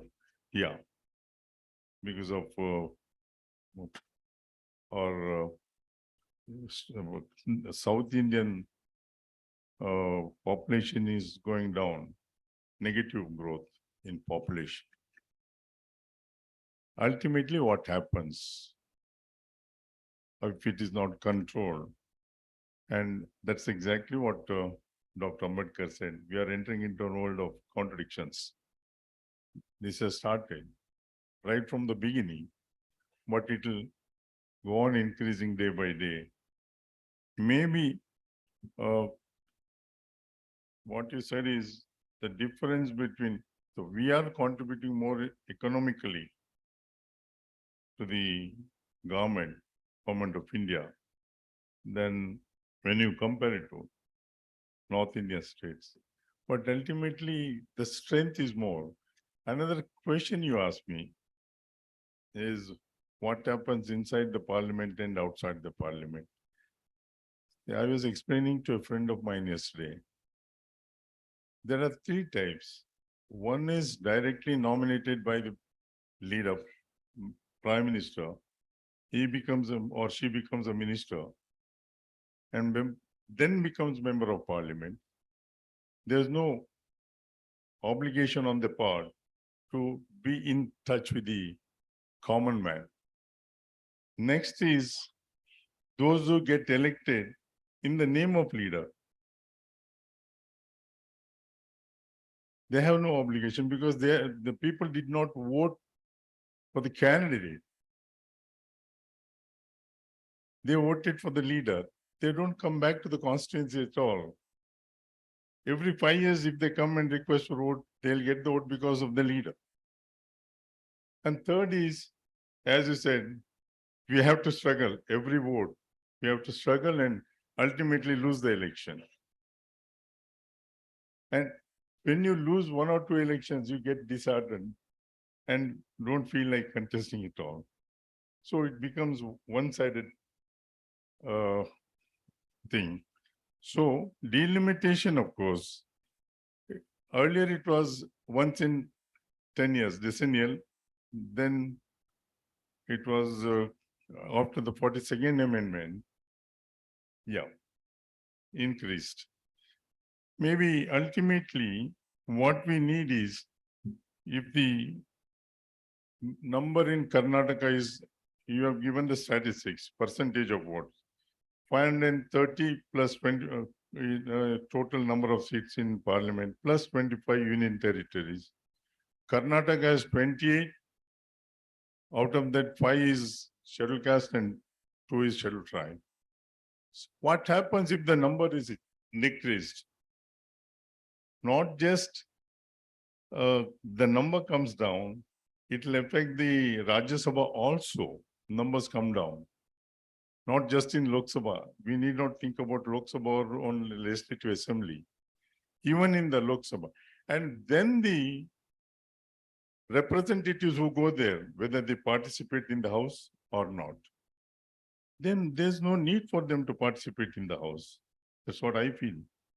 The present scenario is they have absolutely no responsibility of participating in the question is, I asked Professor Somsekhar, representation in parliament, what is representation in parliament? Whether it's just the attending the parliament or participating in the parliament. If they don't participate, as you asked, they have not even asked single questions. Single question is not asked in the parliament, but they get elected. They don't have to ask questions. They don't have to go to the constituency. They don't have to participate in the debate. Earlier we had stalwarts, but unfortunately the position is so saddening.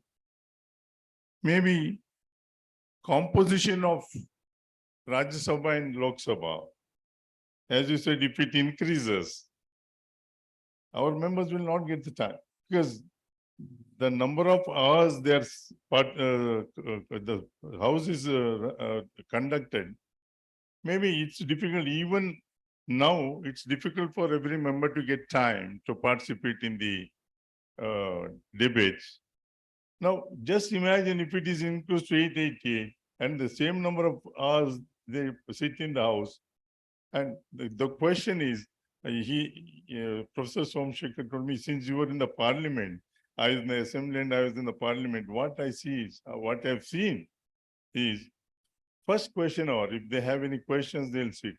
After the question hour, nobody will be in the House. First, you should put restriction to them. Even the voters should think what their representative has done in the House, whether it is assembly or parliament, whether he has participated in the House, whether he has asked questions about the constituency. See, other sad part is, supposing in budget session, if they ask about the road and bridges in his constituency, that means he is not understood why he is sent to the assembly or parliament. he should discuss about the entire state or country's budget. They don't do it. That is why it happens is, if you don't see to whom you are voting, I don't blame the representatives, I blame the voters also for that. If you don't see the candidate and keep on voting him first time, second time, third time, 5 times, 6 times, 7th time, he thinks that is his responsibility. That's all. So I request the voters, probably Professor Shastri, you should write more articles about the voters than what's happening inside the house. Bring in awareness to the voters to elect the right person. Right means not just a person who goes and sits there. Ideologically, and otherwise it's very difficult.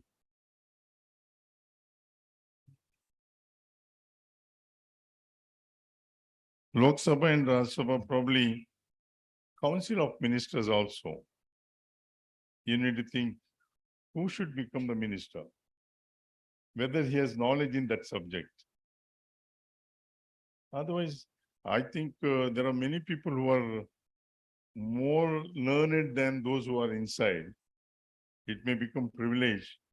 Still, I feel I have many friends here who come here, give lecture, at least come and give lecture to the legislators and parliamentarians, how they should conduct themselves, what they should do in the house.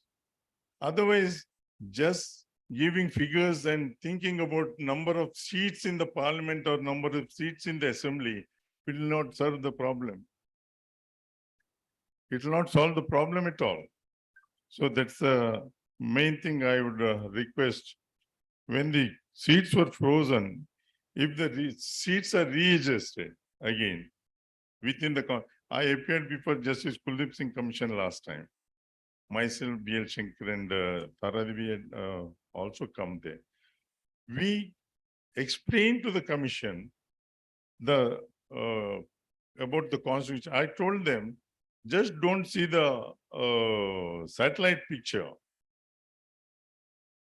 See the connectivity also. Some of the constituencies are there where there is no connection from one district to another district. It's very difficult for the member of parliament or of course assembly, it's okay. Member of parliament to travel from one end to another end. So they should also consider all those issues.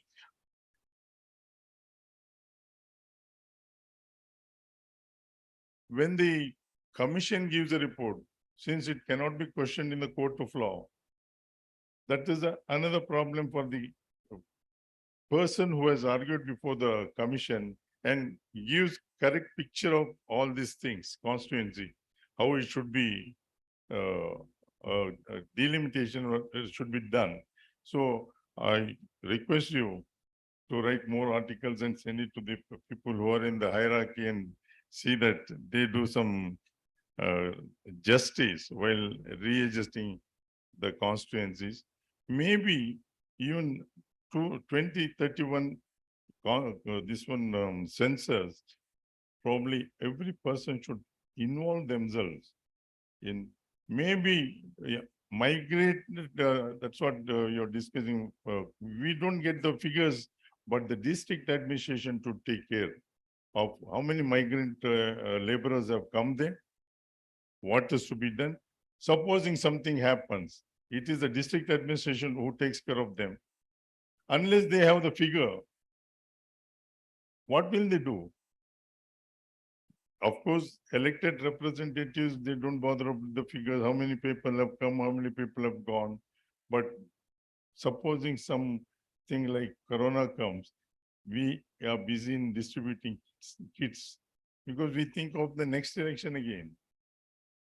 I should say we, because if I say they, again it will be mistaken. I will not say it's they, it is the question which is very important for every one of us.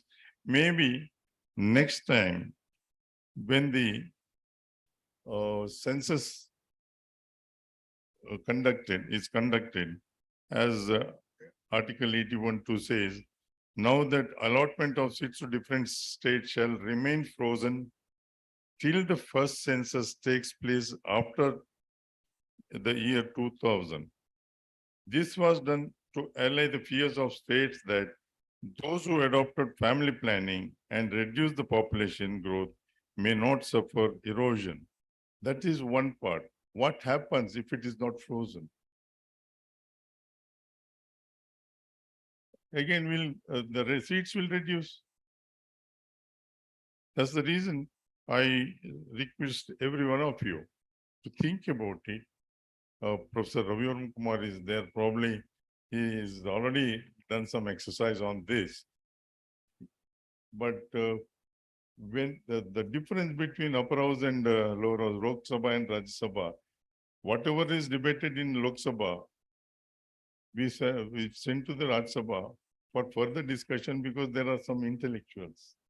But whom we are sending, that is also important, because if the representative is not from the state, he will not be concerned about what's happening here. They get elected and don't come back to the state at all. We should pass a law to see that the Rajya Sabha members also should be from the state only. Otherwise, there's no point in sending somebody to Rajya Sabha to debate. Because recently a friend of mine said he went to meet a minister from Karnataka only, gave an audience for 5 minutes. Yes, I look into it. He did not get even a single answer. He should be accessible to the local people also. Rajya Sabha member means he should not sit in Delhi, and he is answerable to the people of Karnataka also. That's the reason I would,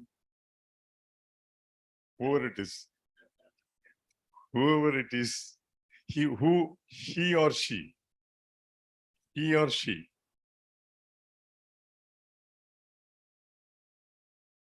whether it is nominated member or elected member, they have the same responsibility. That's the reason I request every one of you, not just the, I'm not referring only to Professor Sandeep Shastri because I've been reading his books. Every one of us should concentrate in this aspect and see that our not only just the number, don't think that it's in the number game, because I asked one leader, they give the seats to some representative person who gets elected. I asked them, do you think it's only the number game, or he should study and go and participate in the parliament or assembly? They think about only number game. They want the government to be formed, whether it is in the center or state. I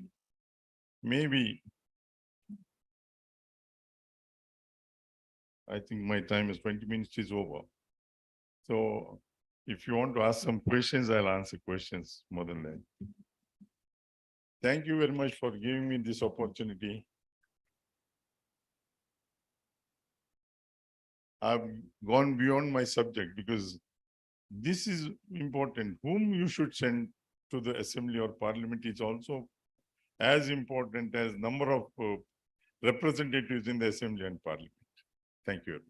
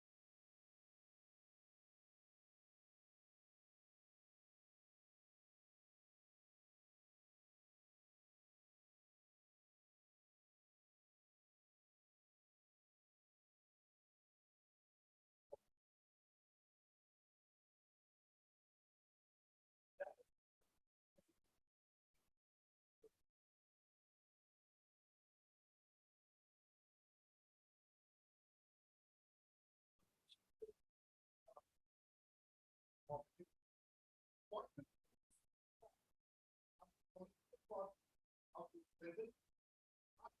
What is the impact of the religious group? This is the increase or decrease of the population over the political and religious.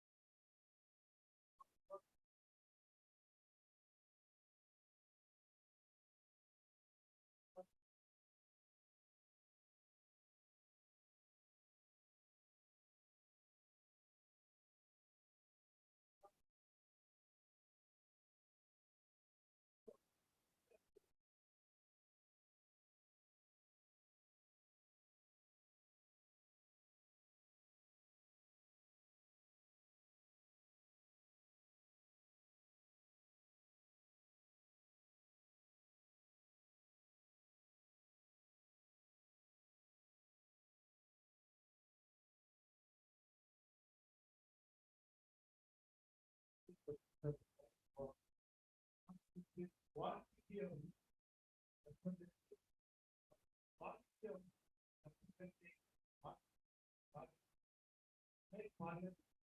for effective institution.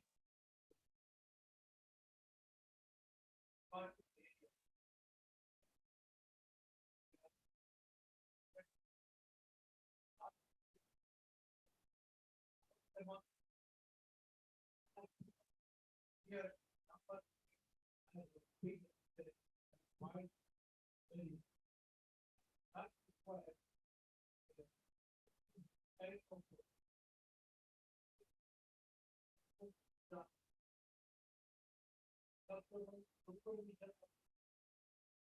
that's why elected number, trying the elected number, and how to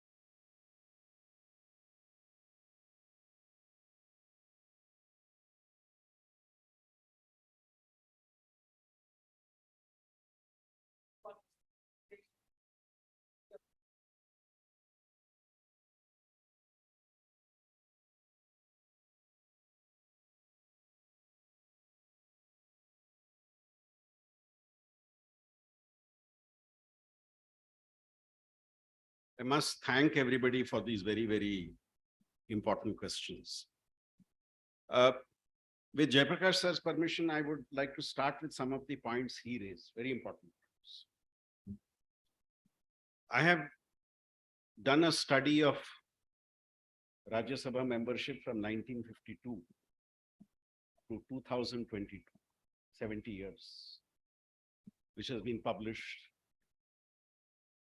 And what you said, I'd like to highlight through statistics now. 4 points. Half our Rajya Sabha members have been single term members, elected for a term and then forgotten. Why? Rajya Sabha membership, and I hope you will not feel offended, irrespective of parties, is a prize for loyalty to leadership. It has become a prize for loyalty to leadership. So once the prize is given, the prize need not be given a second time again. See, for your loyalty, you got what? You want one term. So half our Rajya Sabha members are single term members.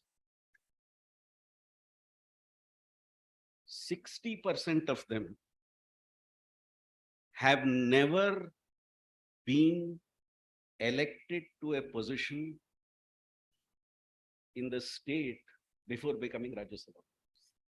Rajya Sabha membership was their first election. Now, when this is the situation, how do we expect the Rajya Sabha to contribute? In fact, I'll add another point. State issues are more discussed in the Lok Sabha than Rajya Sabha. One more trend has now started, especially since 2000. Increasing number of Rajya Sabha, Lok Sabha members who either lost the Lok Sabha election or were not given the ticket for Lok Sabha election or came from another party to us, they were all put into the Rajya Sabha.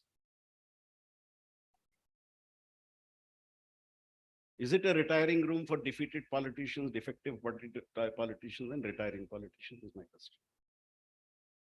So that about what you said about it only buttresses the argument that you came up with. Sorry?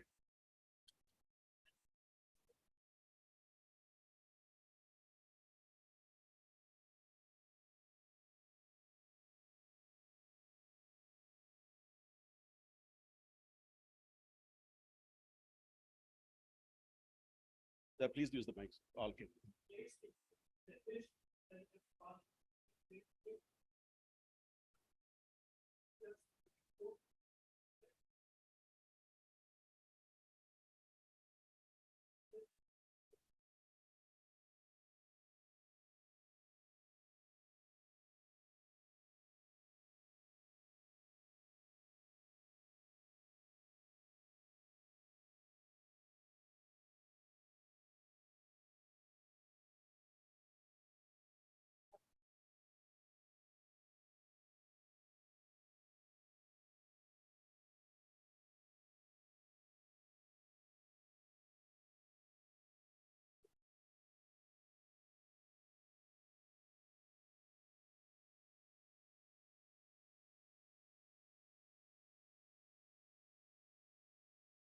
Thank you so much.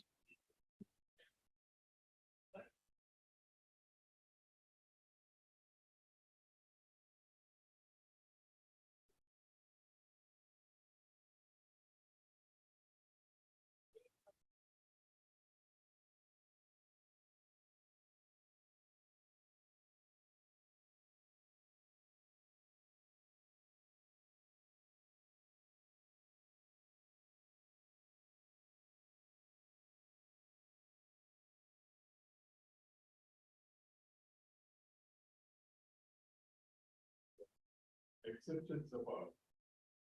It's not because of permanent.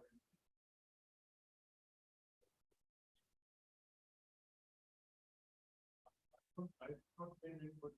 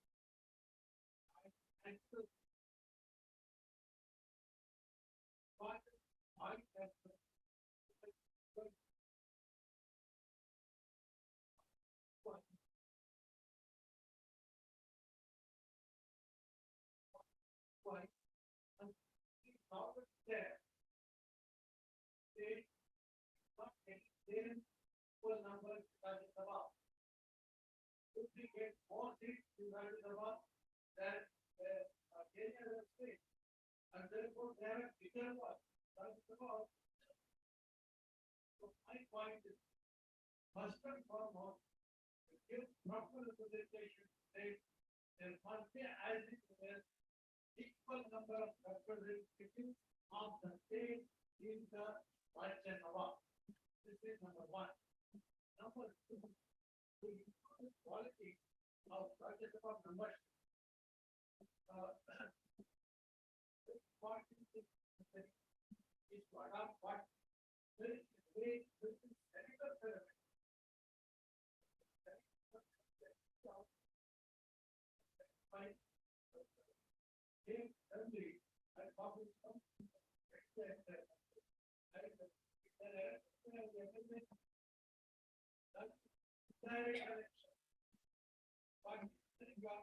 Direct election of the two directors, each state the government, divided two constituted both states.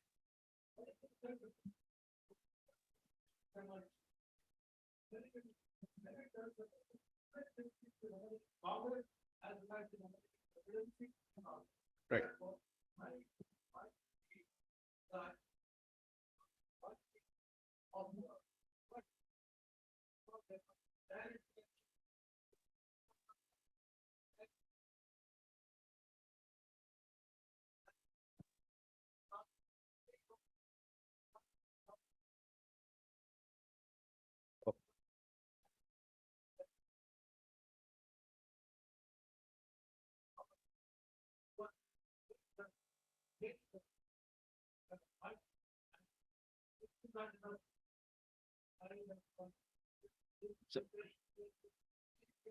Right. Thank you so much, sir, for that comment. If I could just dilate on 2-3 points which have come up now. I think there is a lot of true, sir, on this question of direct election of Rajya Sabha members, I have a slight reservation because in America they can do it because of their presidential system of government. Whereas I am anticipating that if you have a directly elected Rajya Sabha, then the question will come, what is so great about the Lok Sabha? We are also directly elected. So why should we have a second? So all those questions will come up. So in a parliamentary form of government, it may be important for the lower house to be the only one which is directly elected with people. But I fully concede the value of the argument that you have come up with. I'd like to make another point in this context, both Lok Sabha and Rajya Sabha. We are fighting for greater quantum of equal representation. But sir, if you look at last 20 years Lok Sabha debates, how much have the members of South participated in the Lok Sabha debates? Who dominates the debates in the floor of the House? Now, correct me if I'm wrong, sir. A lot of my friends, a lot of my researcher colleagues have said, when interviewing Lok Sabha members from the South, as to why do you not take part in debate? One, of course, party control. The other, they also argue, is the question of language. We are very well versed in Tamil, we are very well versed in Kannada, we are very well versed in Telugu. But you go there, then you expect us to speak in English or Hindi, and then we have to make so much of preparation for translation if it has to happen in our language. So we prefer to keep quiet. So are parties in the South looking at sending members who can actually articulate a viewpoint in the House? Is the silence because of those whom we send are not able, they may be very good representatives of the people, but are not able to articulate their view on the floor of the House? So is that something? And now, somebody who makes the argument for increase of the seats as per population will say, justify why we should give you, look at what your members have done in the last 25, 30 years. And we will not be able to defend it. So that, I think, is another issue that parties need to look at in terms of the representatives they choose. Now, Arkesh sir asked this very important question about what does it project for political parties? It's very clear, sir. If North and West is going to get more seats and the South and East is going to lose seats, so which are the political parties which would benefit from it? And why is therefore this debate going on today? And when you talk about the question of religious composition, these are the very states where that religious composition seems to be visible, be it Uttar Pradesh, be it Rajasthan, be it Madhya Pradesh. So these are all intermeshed issues which come into play. Now, with Nataraj sir around, I will not talk about the economics of delimitation, because I limit myself to a field which I think I have read a little about. And I don't want to get into the traditional fight between economists and political scientists of both blaming the other for being responsible for the problems of the country. So that question I leave it to sir. Now, Umapati sir raised another important question about different types of electoral systems. I was just now discussing with sir outside. Maybe we should limit the directly elected seats to 543 and use the system in some other countries of getting the other seats filled up on the basis of the difference in terms of vote share that various parties have, and let every party also prepare a list where the other seats are filled up that way. And maybe some balancing of proportion could be possible in that context. The general has always raised the question and fired the question on what about right now? And my answer to that would be the seed of tomorrow is right now. And therefore we discuss it right now so that we can anticipate what can happen tomorrow. And because we did not anticipate it yesterday and day before yesterday, we are facing right now what we are facing right now. And therefore, not to face what we face right now, tomorrow, action on that needs to begin today would be my point. Final point, and in Karnataka specific, especially in the context of what you said. Are we doing enough in Karnataka? Are we doing enough in urban Karnataka to get our voters to, the question which Jayaprakash sir asked, educate the voters? Do you know that since 1983, in every election, the district with the lowest voter turnout is Bangalore Urban District, which has the highest educated population? Do you know that the district headquarters of every district has a lower voter turnout than the rest of the district? Now, unlike in Western societies, in our place, urban voters vote less than rural voters. Educated voters vote less than those who have no access to education. The well-off vote less than the poorer sections of society. So who has failed Indian democracy? I will not be cynical and say that those who vote are paid to vote or bribed to vote. I won't insult the voter by saying that. Now, they have a stake in the politics, because without that government there, many of the basic things they need are not available to them. Therefore, they are keen on voting. But are we addressing that question of representation also, is my point. Finally, sir, I also will not touch how delimitation exercises have been done. Because sir also said once the Kuldeep Singh the commission's thing came into effect, you couldn't challenge it in a court also. I think there is no shadow of doubt that the delimitation exercise requires greater transparency. I'm sure when the Kuldeep Singh Commission made its recommendation during the deliberations, sir must have been one of the strongest advocates that Chikmagalur and Udupi should not become one seat. They should retain their independent identities, which did not happen. So I don't think we have enough public evidence or something put in the public domain on how the Delimitation Commission goes about the decisions it makes. And what you said about Jammu and Kashmir now, and what we heard in an earlier session about Gujarat is similar. So I think there has to be pressure on making sure that the process of transparency and the process of, again, with due respect to Sir and all those from the judicial fraternity, why should we only associate transparency with people from the judiciary being involved in it?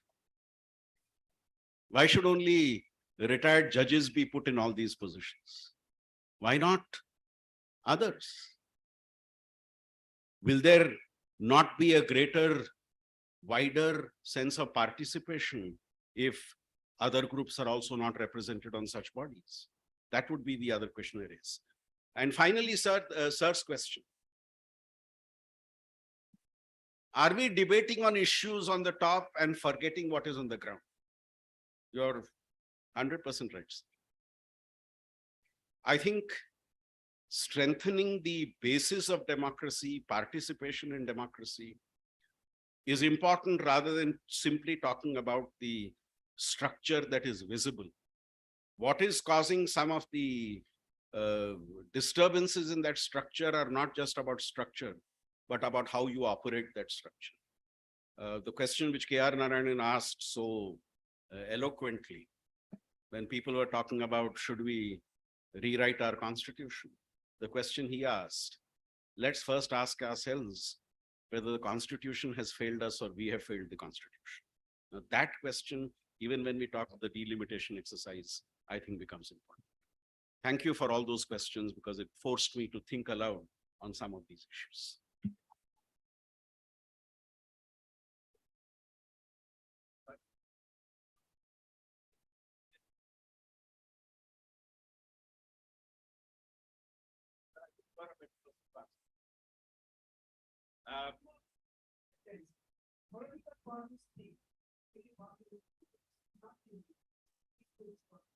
If at all they speak.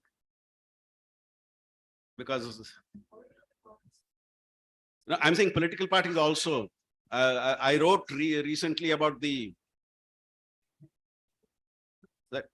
you need no better example than what happened in the last no confidence motion, sir.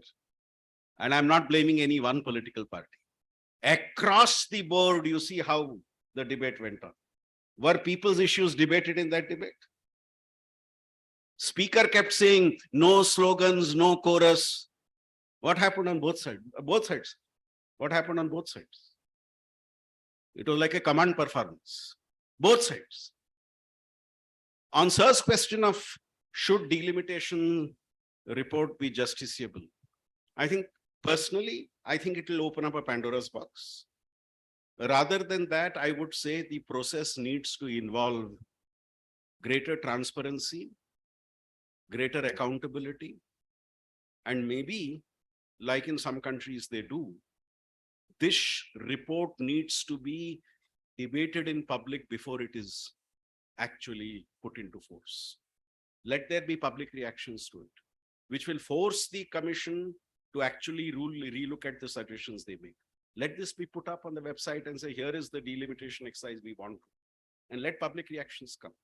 That I think would be I think rather than the judiciary, the citizen force would be the one which can actually check some of the aberrations which could possibly come in. My name is Manja. I would like to talk in Kannada. But ರಾಜ್ಯಸಭೆಯಲ್ಲಿ ಇದು 45 member 100 member ಅನ್ನ ಅವರು work ಮಾಡ್ತಾರೆ ಅವರು direct ಆಗಿ save ಮಾಡ್ತಾರೆ. ಇದು ಡೆಮೋಕ್ರಸಿಗೆ ವಿರುದ್ಧವಾಗಿ ಕಾಣಿಸುತ್ತೆ.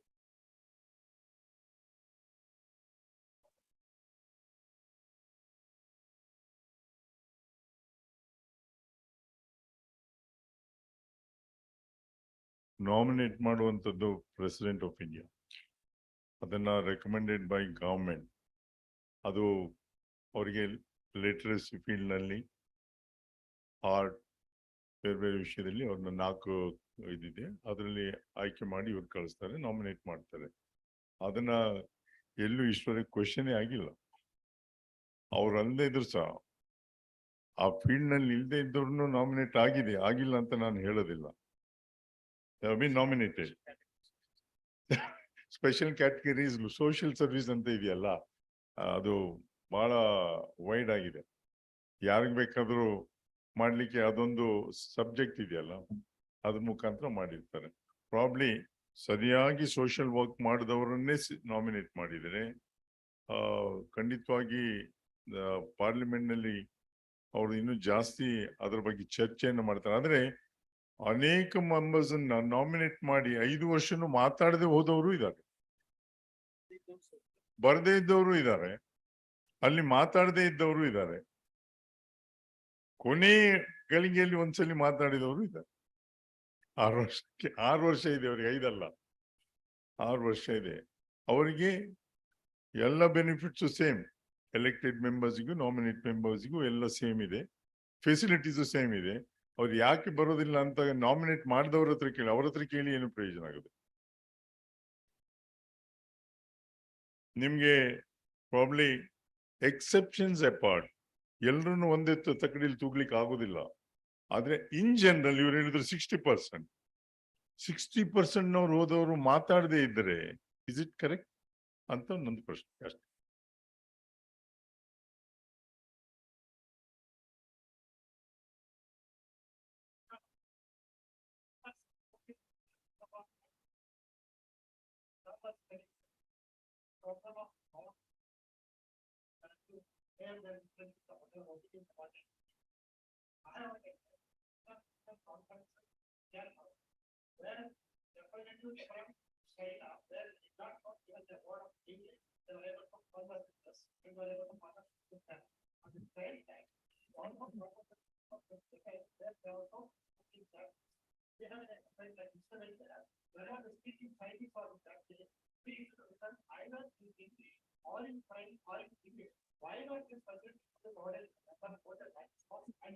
It's already there in parliament. It's already there in parliament. When I went to parliament first time, ನನಗೆ ಓದ್ ತಗೊಳ್ಳುವಾಗ್ಲೇ ಕನ್ನಡದಲ್ಲೇ ತಗೊಂಡೆ, ನಾನು ಇಂಗ್ಲಿಷಲ್ಲಿ ತಗೊಳ್ಳಿಲ್ಲ. ಆದ್ರೆ ನಾನು ಒಂದು 371 ಜೆ ಮೇಲೆ ಮಾತಾಡುವಾಗ ಟ್ರಾನ್ಸ್ಲೇಟರ್ನ ಕರೆದೇಳಿ ನಾನು ಇವತ್ತು ಮಾತಾಡ್ತೇನೆ ಅಂತ. ಅವ್ರು ಹೇಳಿದ್ರು, ಬೇಡ ಸರ್, ನೀವು ಇಂಗ್ಲಿಷ್ನಲ್ಲಿ ಮಾತಾಡಿದ್ರೆ ಕನ್ನಡ ಮಾತಾಡಿದ್ರೆ ಕೇಳೋರೇ ಇರೋದಿಲ್ಲ ಅಂತ.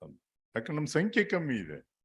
ಆದ್ರೆ ಇದನ್ನ ಅಸರ್ಟ್ ಮಾಡ್ಕೊಳ್ಳಿಕ್ಕೆ ನಾವೇನ್ ಮಾಡ್ಬೇಕು, ಇರೆಸ್ಪೆಕ್ಟಿವ್ ಆಫ್ ಪೊಲಿಟಿಕಲ್ ಪಾರ್ಟಿ, ನಾವು ವಿ ಶುಡ್ ಗೆಟ್ ಟುಗೆದರ್. ನಮ್ಮ ಸ್ಟ್ರೆಂತ್ ಅನ್ನು ತೋರಿಸ್ಬೇಕಾದ್ರೆ ಈಗ ತಮಿಳ್ನಾಡವ್ರು ತೋರ್ಸೋದಿಲ್ವಾ, ಕೇರಳದವ್ರು ತೋರ್ಸೋದಿಲ್ವಾ?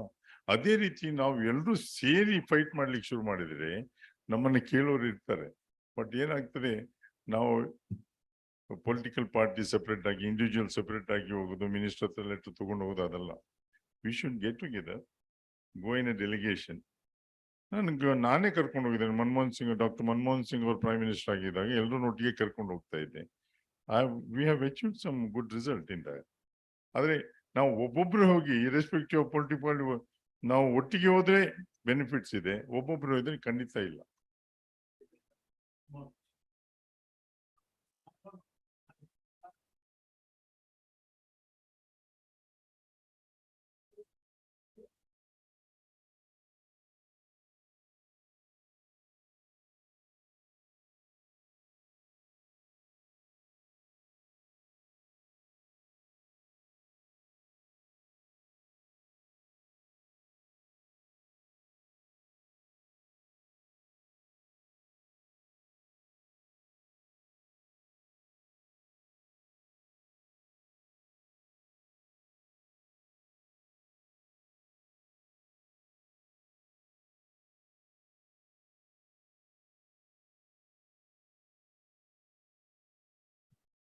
Friends, I'm going to be very brief. I thank the paper readers, our experts here, for giving us an insight into the working of the system. And I'm also thankful to participants who asked many questions. You know, there is no limit to our raising questions, particularly on a topic like democracy. Since yesterday we have been talking only about democracy, really speaking. And at the end of it, I feel that we are quite confused as to what we want and how are we going to get it. Whatever it is, the questions raised, I have a feeling, are only directed towards that end, to make the system effective and to make the system representative. Representation, for example, I know we are talking only about representation at the legislative level in parliament. But really speaking, we want representation at every point, at every level. Now, I remember, I reading in the papers, a delegation of Muslims went to the chief minister and said that we voted for you as a block. Whether it is true or fact, I couldn't care less. But the important thing is, they were demanding that you have got only one Muslim in the cabinet. We want more than that. We are a 14% 14% population, and we should be having a reservation of that. But my point is very simple. I'm not agreeing with them. No, there is no such thing as, giving representation on the basis of your number. But that matters. For Muslims, I'm sure what matters is, are we going to be safe? Safe word within quotes to mean that, are we going to be taken care of? Are we going to have the same kind of privileges as others are having? Or are we going to be normal as citizens? I think this is a very pertinent question. And I feel that there is nothing wrong in asking for reservation, representation. I'm interested in the word reservation and reservation and the representation interchangeably, because in my mind, I think that's exactly what everybody is asking for. Now, that is one thing. And another thing is, when you think of population as the important factor in determining the number, then every section of population would think in terms of increasing the population, increasing the number. Now, I remember the debate on population in India particularly has been one directed against higher kind of population figures among Muslims.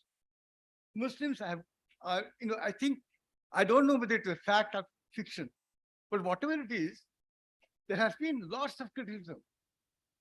And today, I read in the papers that a few prominent Muslim leaders in India have been saying that, look, we reduced the number has come down. According to the present census, the number of Muslims in India has come down drastically. And many are very unhappy about it. But they have been saying that, look, this is what we wanted. We have got, but what is happening? Your number has increased.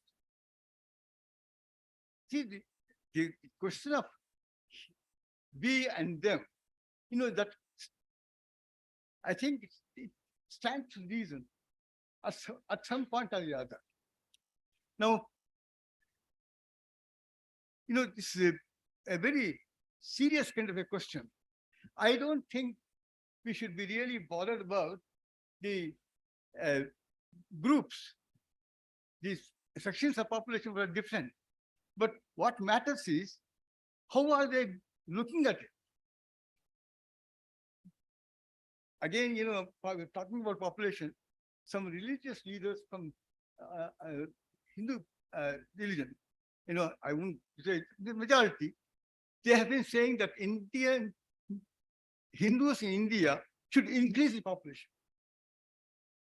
They say you are doing disservice to the country by reducing the number, increase the population. That's the reason.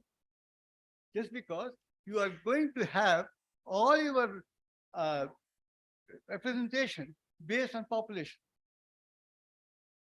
I was just thinking, thinking aloud, I hope you will take it in this spirit. India as a country, if you are talking about the state, they have never been the same, and they are not going to be the same. The geography of India has changed. The political map of India has changed drastically. And I feel that it's going to be a lot more different from what it is today. So under such circumstances, why should we be talking about states?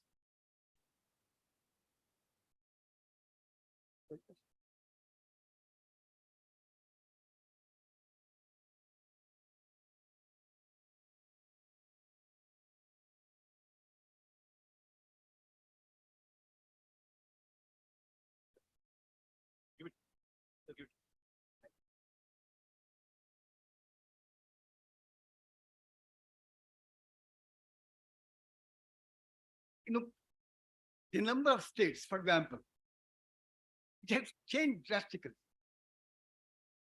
And if you are talking about giving representation to states, I think earlier speaker in the morning was talking about giving equal number of seats to all the states. See, but the size is different, the population is different, the number is different, everything is different. Under such circumstances, how are you going to accommodate? So many would say this whole system of giving representation based on the idea of first past the post is not really helpful. Have it on the basis of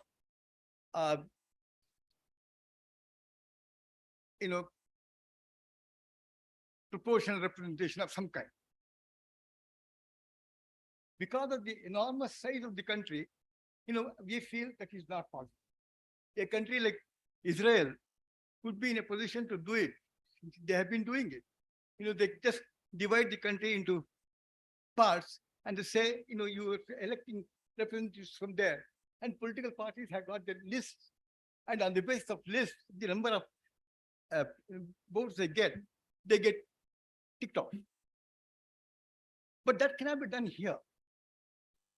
But I would rather we have the whole country divided into, I would not say states, units, from where you elect representatives. Have, at one stage, somebody was talking about having the country divided into 4 parts, north, south, east, west, and give representation on the basis of number of seats available there. But then I think that again is not going to be very helpful. But my idea is, if you divide the whole country into units, don't give importance to states as such. Although the state sentiment has grown in a very big way. And today, I think it should be very, very difficult for anybody to think in terms of dividing Karnataka. But then you have the difficulty of accommodating everybody. How are you going to do it? You were talking about the number increasing from 450 or 550 to 880 in India. I mean, this is never-ending kind of a process. We cannot really depend on that kind of. So what I suggest is, my own idea is, suppose you think of the whole country. Today we decide Parliament shall have not more than 500 members. And 500 members are divided into the whole country, into units. And each unit has got its own number. And you would decide on that. So this is, just thinking aloud. The more I think about the possibility of giving representation to everyone, that becomes a problem. The difficulty is the kind of definition we have of democracy. We are talking about the people. People is a very very difficult subject to be defined. Tomorrow was, the point is, you are thinking in terms of giving representation to people of India in a manner where everybody feels that he has been represented, whether he belongs to one caste, one community, one religion, or one, whatever it is. We are talking only in terms of caste inclusion, but actually you can think of many other ways of doing it. So I'm rather cynical. Yes, please.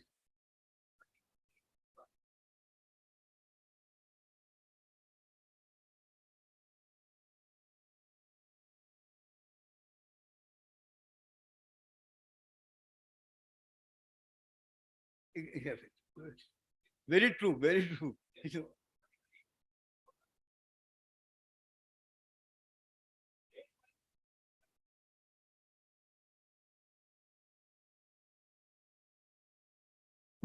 My starting point is very true. Thank you. No, I agree with you completely. You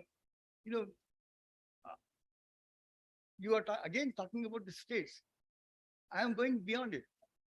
In the sense, I don't want to be really to think of states as units of Indian Federation. They are not. They may be, and they could be associated with the socio-cultural aspects of life.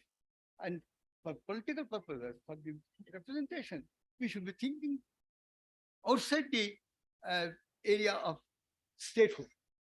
Now, whether it is possible is a different scope. I'm very cynical about the whole thing because it sounds very easy, but in operation, it is very, very difficult. Particularly when you think of fixing the number for the whole country, and then saying, yes, we are going to have. So, for example, in Israel, it is possible. 140, I think, if I'm right, is the number they have got for necessity. And they don't go beyond that. And something like that could be done here also, taking the whole country into consideration. This may be helpful in many ways, but then whether it's possible, I think it's very difficult. But whatever it is, if in India, for us, I think the democratic system has led to a kind of situation where we think that democracy is the last word. We have come to the point where we think democracy is a value and we cannot really think anything other than that. And the result is we are quite constrained in our actions. We don't want to go beyond the particular framework. And that has led to lots of problems. When you think of political parties, they were the product of democratic thinking.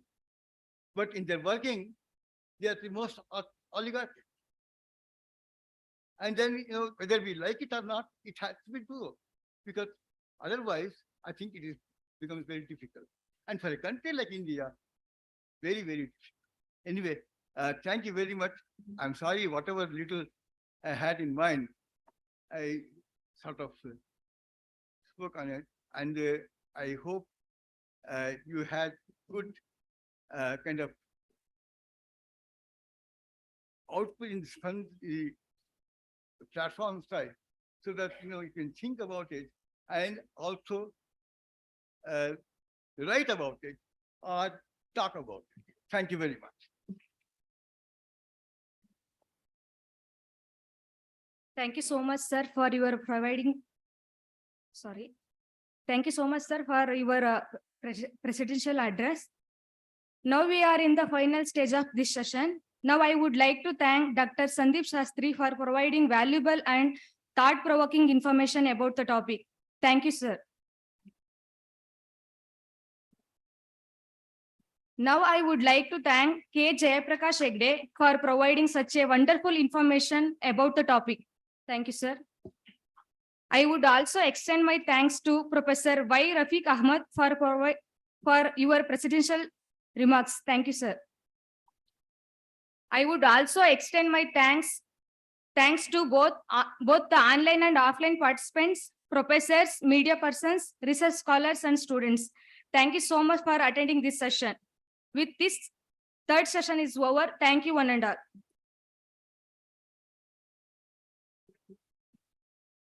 ಎಲ್ಲರಿಗೂ ಈಗ ಊಟದ ವ್ಯವಸ್ಥೆ ಇದೆ. ಎಲ್ಲರೂ ಸ್ವೀಕರಿಸಬೇಕಾಗಿ ವಿನಂತಿಸಿಕೊಳ್ತೇನೆ. ಹಾಗೂ 4ನೇ ಗೋಷ್ಠಿ ಇದ್ದು